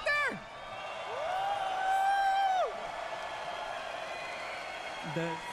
There's way more than expected, since South America is a bit far, you know? Yeah, South America far, but they're here in spirit, and they're ready to see you win this one. Bring it to a game 3. Are you ready for that, my man? Of course, of course. All right, let's bring it into the game and see if they can make it there. Thank you very much. Thank you. There we go, ladies and gentlemen. Time to get this game to action. Last game, right? So I can see why he probably asked for it again. But adaptations made on both sides. We do see a ton of team fight this game, Owen, on both sides. It's actually insane how much it's been round up with an ET being brought into the mix. My favorite hero, of course, I have to say that. But yeah, lots of different things that we can talk about here as Analog getting to play his extremely, if not his most comfort hero. Of course, his Puck is one of them, but he loves to play this Shadow Fiend. So looking forward to see what he can do on this, because I felt like in that last game, he just had such a hard time in the Puck. They just had so many answers for him. Yes, he was pulling attention away from the Ursa, tanking the Night Stalker silence a lot, but this one, maybe he can have a bit of a better time in terms of just standing his ground. And do you like that overall from Heroic going for this approach where they do keep that, the Nature's Prophet back in the support position and get something else secured for the cause in a game like this? Yeah, I think it's kind of cool because it's KJ's favorite hero. He's played it so many times in pubs, also in these officials, and I think it does give you an extra tool in terms of playing the economy map game. P-Vision has shown how many games they love the economy map game. Having a hero like Nature's Prophet, even as support, it can do a lot. Either scouting with the Sprouts, sending Treants eventually once he starts getting the points in it. So looking forward to see what he's going to be able to do, if anything in particular. And let's see how Yuma's game in particular also goes, since he did have a great performance in that last one, but does feel like there's a lot more things to trip him up this game. Oh, well, yeah, well, you would Stomp, consider Fire this Spirits as a tougher challenge for the Bear. Yeah, besides the Night Stalker. The Night Stalker was very difficult for him in that last game, but the attention from the Night Stalker was on the puck. This one, I think more attention is going to be put on this Ursa in terms of just naturally inside of the fights. The stomps, the shadow strikes from the Queen of Pain, trap silence from a Templar Assassin, let's say mid-game. So let's see how that adjustment comes out. And speaking of the shadow striking in the mid lane, right now no one having a pretty great time in the mid lane. 13-8. A lot of denies in bottom lane. First blood's gonna be found here by the two of them, DM and 9 class. That's a rough one. Yeah, this lane in particular is way harder. The Night Stalker plus the Monkey King lane is a passive farm style lane. This is an oppressive lane that is going to try to constantly kill you. And Phoenix, if he gets off to a hot start, can be one of the more impressive 3-position heroes as we see in I mean, that's the thing, right? 33. Because in this lane, as long as DM has dive up, he's never going to die against his Nature's Prophet and Ursa duo, right? No, unless there's a third hero, right, that rotates in. But I don't think Schofield can really leave too much. He has to stay top since he wants to make sure that he can give his Mars something, because that's a hard lane for the Mars playing versus the ET. ET can constantly set up kills onto you. And we saw last game, obviously, you're very much a fan of them finding a way to get the Lifestealer in as the carry pick this time round, getting that TA here for Satanic, another one of his strongest heroes in the carry position. They're going to be feeling pretty good about getting that through this game, right? For sure. It gives them so much hybrid damage. Now they have so much physical. They also have a ton of magical. And they have ET, which just loves to have this type of hero that thrives off that extra minus armor, too. Definitely looks strong. For most teams, I mean, not everybody picking the TA, but again, it gives you, map control. Bottom lane. Another kill here for the two of them. Yuma, the earn charges, giving up kills is dangerous here. It's going to get just tougher and tougher for Yuma really to survive through this laning stage. I mean, they're going to have to bring out a lot of regen. I mean, how do they sort of keep him in a position to farm down it? He might just die, honestly. It's very likely he might just die almost immediately. DM, if he lands even an earn on him, might just be the kill. Armor Spring. He's able to dodge it there with the Earth Shot. But yeah, this is not a fun spot to be in if you're the Ursa. He's going to have to spend a lot of money on regen, so he even buys his own salve. They've got an early bracer that he goes to try to withstand some of that pressure. But yeah, it feels like this is going to be very sad for Yuma in terms of this laning phase. Gets his salve canceled immediately from the urn too, and instant Fire Spirits. DM ready to just push the hero to the limits and gets him with the dive as well. Boundless is there. Yuma should be all right this time. Can they turn it? So if they can get the swipe stacked up on a 9-class spread to block him off, Yuma's got to be careful. Fire Spirit connects, and that's going to allow 9-class to just trade back with him and survive. He gets away. Another one. Oh, this bottom lane, it's painful to watch, but this is getting nasty. This can actually be the big problem with picking something like NP5, the greediness in the lane, but it's mostly just this Phoenix, how oppressive the hero can be. Ursa walks up, eats multiple Fire Spirits. They have another Earn Charge immediately, so they can look to continue this pressure.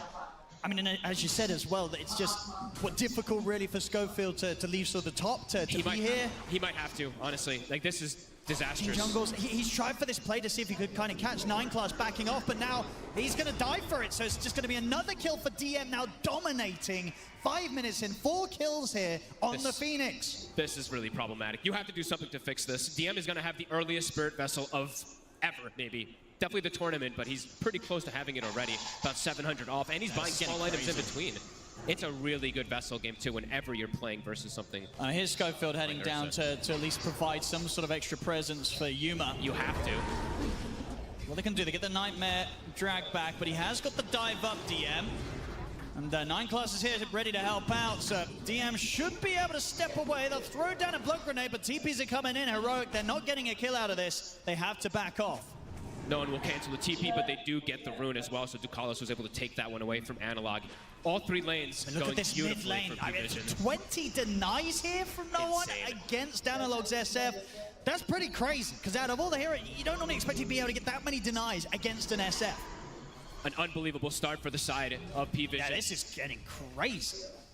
I mean, Schofield, as you said, he's looking to make some adaptations, looking to adjust somehow, but even with the 3 heroes down here, Owen, this is not an easy way to push DM out of the lane. Look at this as well. We're 6.5 minutes in. Satanic, he has double the CS of Yuma's Ursa. Oh, in this game, it's rough at the start here, and we'll see how Heroic can look to adapt things. Even when the problem is, too, is their mid laner is having such a hard time. Yep. Usually what happens is, okay, our mid can try to tempo control and adapt and make things look better for us, but he's going to also having big problems in that mid lane, a catapult wave even. And I don't think Schofield's going to get away with this, unless he can you make some sort of play with the Nightmare to You can secure sleep them out of it.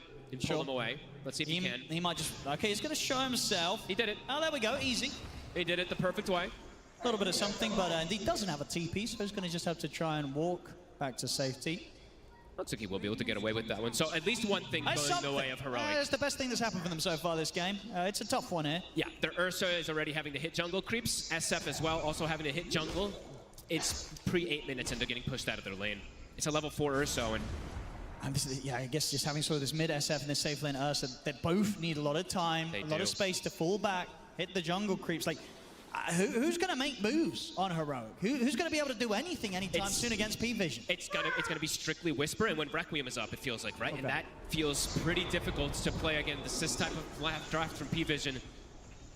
DM, he's got Vessel. It's done. Level 6 also finished up too, so he's going to look to probably pressure this tower here. And cool to see that he goes for this aggressive build on DM also, not the Dominator, right? In a lot of games, maybe we've seen Dominator picked up even on Phoenix, but this one he knows he can just crush. He can really crush the whole game with this type of start. I mean, just looking again at the denies, this has to be one of the highest sort of collective amount of team denies that's in the first 8 minutes of a game, right? Now, 8 minutes in, do you ever really see a team have, like, I can't do the quick maths, but it's something like 60 denies across all lanes, just 8 minutes in. Rare to see it at the International in particular, right? Sometimes we do see it in some other tournaments when a team is just outskilled, but yeah, this is pretty crazy so far from P-Vision. See how much you can make them work for it. Stomp's going to connect. It'll be annoying to chase him. They'll have to save the Boundless to be able to stop his TP, and it looks like Schofield's going to make him work for it for a long time here. I mean, he still doesn't have a TP. True. So he's going to try and, you know, sort of live his best life here, just trying to be a nuisance. Just do they even want to call for anyone else to gank this is the question. Maybe Nightclass just follows him. I think so, because Nineclass is like, well, my cores are kind of dumpstering all the lanes, so I don't need to be anywhere else. I could go for a little walk around the forest with you. Yeah, why not? I'm just going to chase him down. Dragging multiple waves. Eventually, though, how does Schofield get out of this? We'll have to see. No one matching versus Analog. Analog with this haste rune feels safe to play aggressive forward here. Oh. Okay. Got your tree. Here comes no one. Good old Schofield. Will ultimately end in his death. No one able to get the money from that one.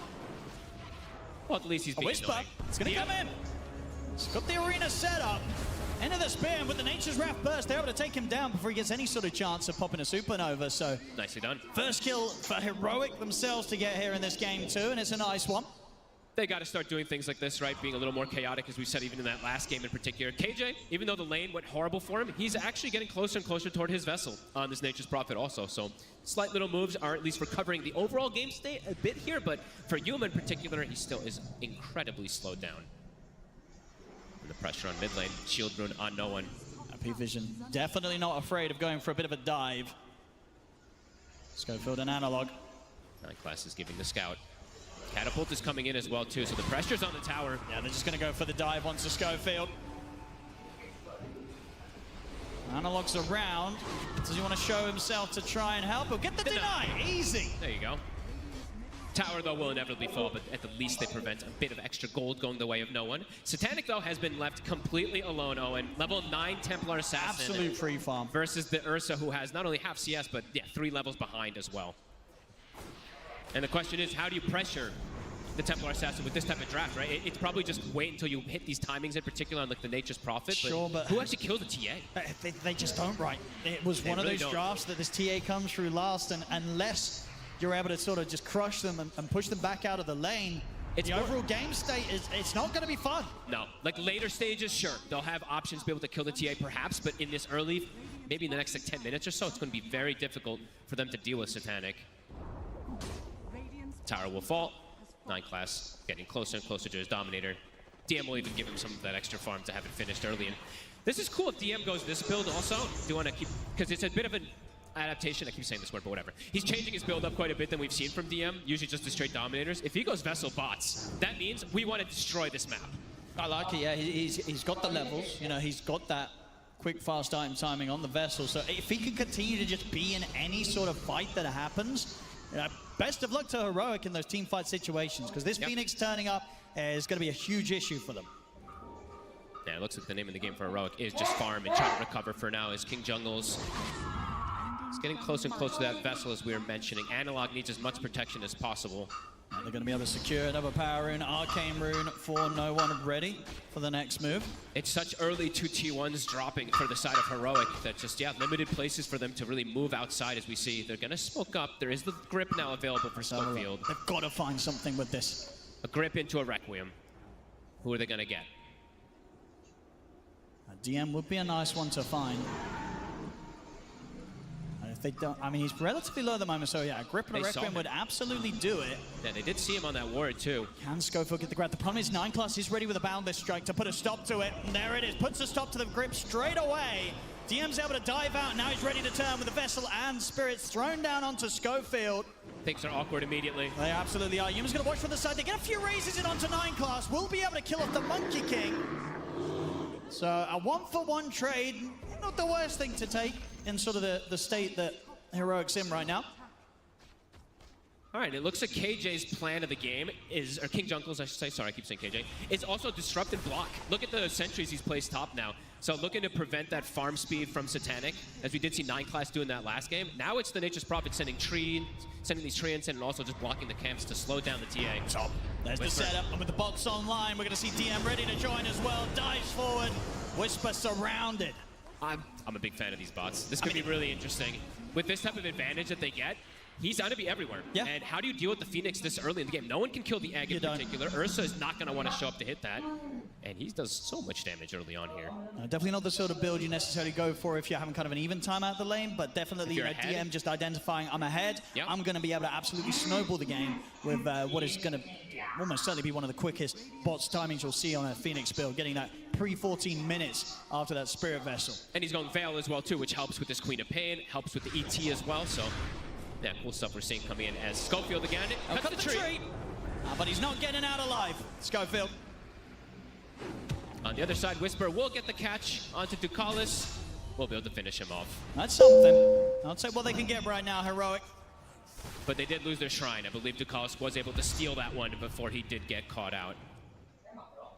No one lingering up top here. Has the Blade Mail finished up. And he's got Sonic Wave ready to play with. Good look for Whisper here. Whisper does have this Sentry Ward. He will be protected. And Whisper is going for the catching build, rather than I believe it was Winter who was saying that maybe he would want to see something like a pipe build come out. Not going to be the case here from Whisper. So looking more about just playing around the team fights and get the catch for either the Quap or the Phoenix. So it's a different approach. Dominator's done.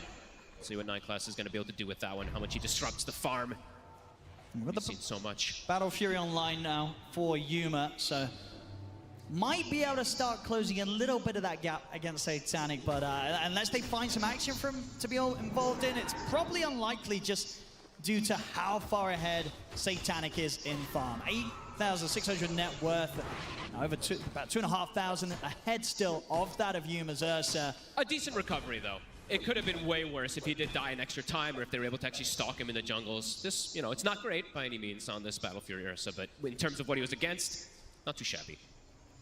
5K lead though, similar to last time, P-Vision just getting that massive advantage at least in terms of lanes. This time even more so though. It's just Fear in particular for Analog. They're so squishy. He gets pulled back in. They're going to dive forward, straight in with the Supernova. He'll try and get a Requiem off with the Sonic Wave and the burn from the Phoenix. What a play from 9 Class. He just rippered him in. The Wild Wing Ripper just tornadoed him backwards and he's just stuck in a world of hurt. I have a lot of fear for Analog in particular. I feel like his game is going to be the hardest one to actually play because he just is definitely at the whims of getting popped in this game. Yeah, they just so much burst damage. See top, Whisper having to be cautious, at least with the Yules and the Arena up. It does have defensive measures. Like they do go on it. Yuma in particular has ways to survive, right? Same thing for Whisper in these cores, but yeah, for Analog, I have a lot of worries in these next 5 to 10 minutes how he's able to just protect himself. Anything gets on top of him and he's probably just dead.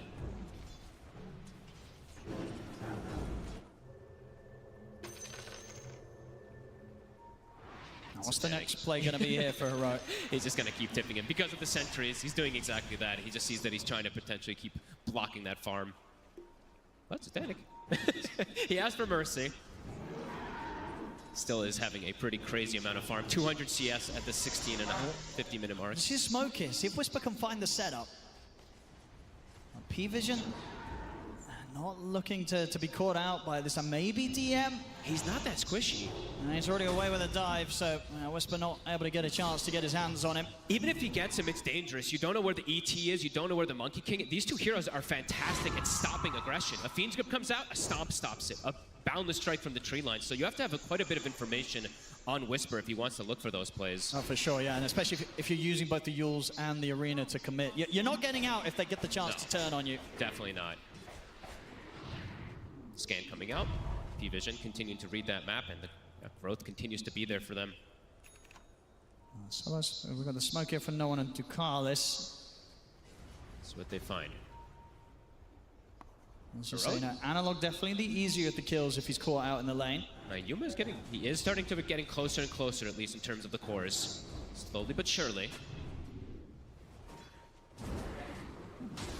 Again, I'm going to point out, since Purge, he'll probably maybe talk about it again, but Nightclass is doing the same thing. So he's sending the Dark Troll Summoner, triple Skeletons, blocking camps. So again, just on top of getting extra efficiency with his farm, he's blocking efficiency of farm versus Heroic, similar as last time. Nightclass. We'll be able to play around it. Still make sure that he gets the large creep as well. Too slippery here for Schofield or Yuma to get their hands on. Information gathered. Whenever they see Schofield, they probably just know that there's not going to be an aggressive move that comes out from Heroic. Schofield gets the catch. The grip. And they'll be able to deal with him this time. Nice little grab there for the two of them. Do they want to turn this into another move? Without the grip, obviously hard to look for a pick-off. Ducalis, he's trying to protect these Ancients. Oh. He knows. They're going to be able to put a stop to that TP here with a stomp, so not able to block the Ancients this time around, and will end up losing his life for the attempt, King Jungles. Fooled me once, right? This time they do catch him. Third time is the charm. Ducalis is very ready for it. Prepared there with Satanic. Deso Blink is done, making the move top Whisper. It's got to be cautious here, as P-Vision are bringing in No One as well, and DM. They're ready with the four of them.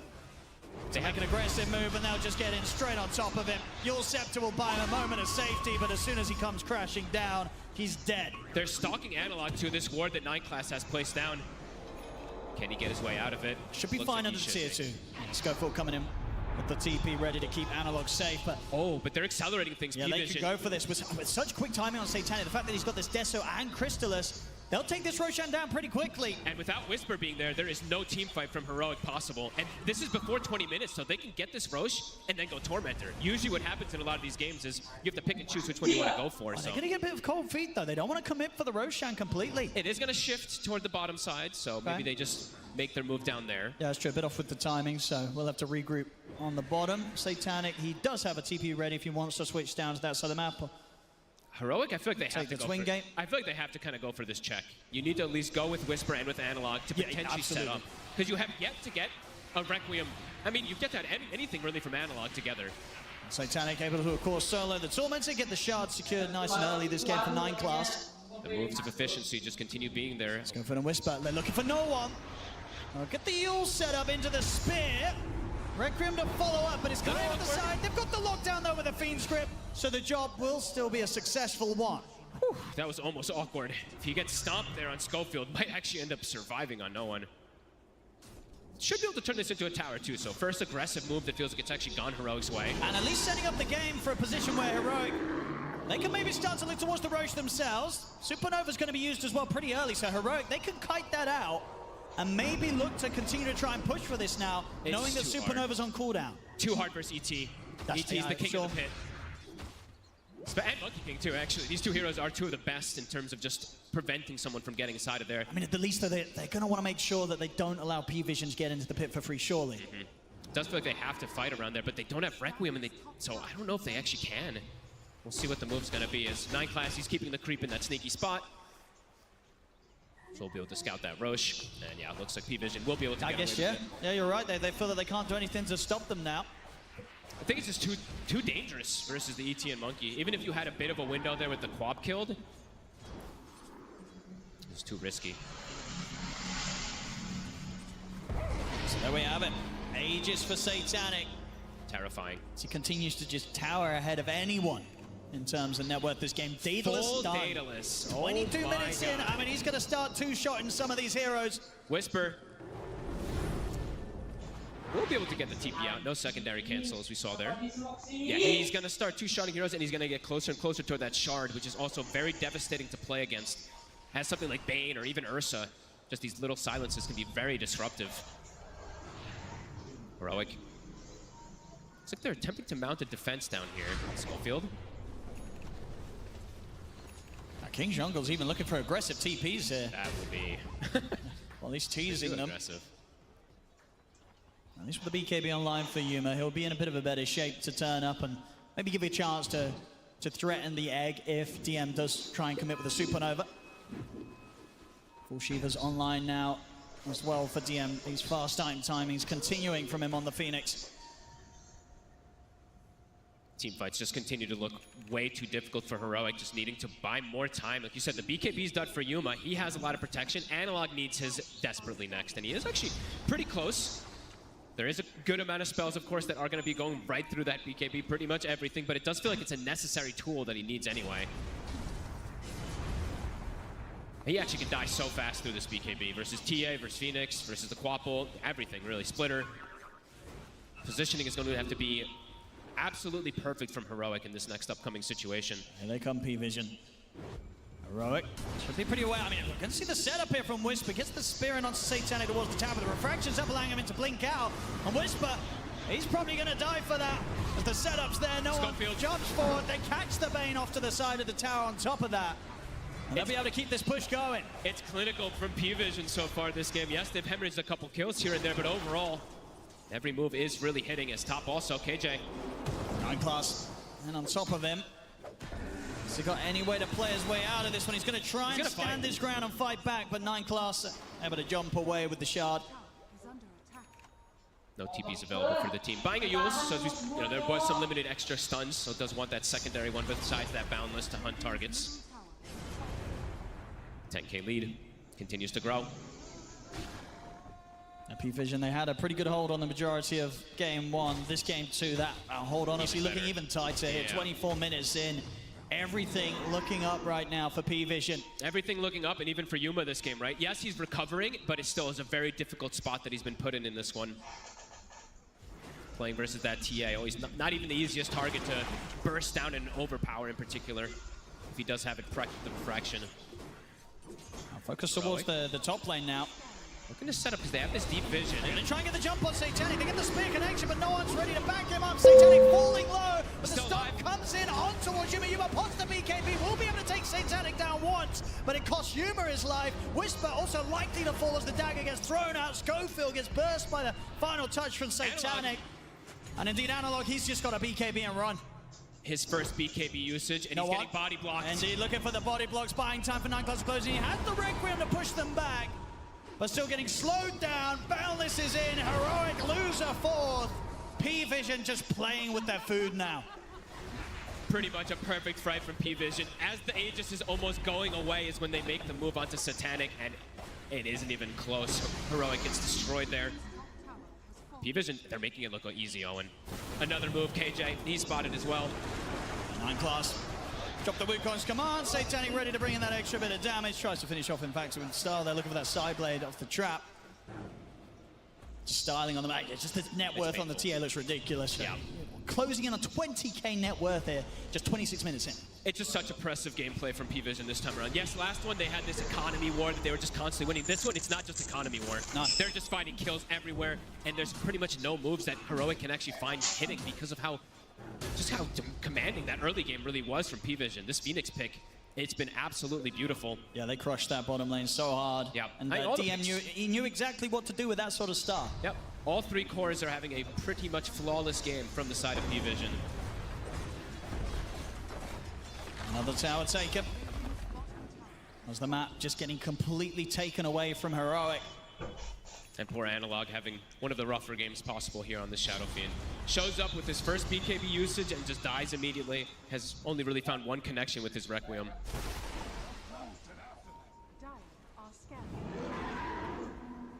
Yuma and Schofield Maybe seeing if they ever do catch anyone out alone. 9 class, though, is going to start to get some information if he swings by. And look how quick he's able to just scout them. And DM's TPing over as well. 9 class just ready. He's just ready to go in on them. Start dancing around them with the boundless strikes of the Primal Springs. TP's coming back in for P-Vision Heroic. They've got to try and get out of here. Yuma has to just TP. He'll get away, but Schofield is not going to be as lucky. As a DM and 9 class will claim another. This Monkey King is so annoying to play against. He just gives such good information and they can't stop him. Even though they have the Bane with the potential instant disables, he just jumps up on the tree almost immediately. Constantly limiting the map of Heroic. And a trap also, right? As we said, P-Vision loves to play vision games. There's Troll Summoners scouting out waves. There's TA traps scouting out movements as well. They have exact information of where everybody is. Analog walked on top of a trap twice. They have deep vision in the jungle as well. So just keeping tabs of pretty much everything that they need to. Full Ags now for no one. Finished up.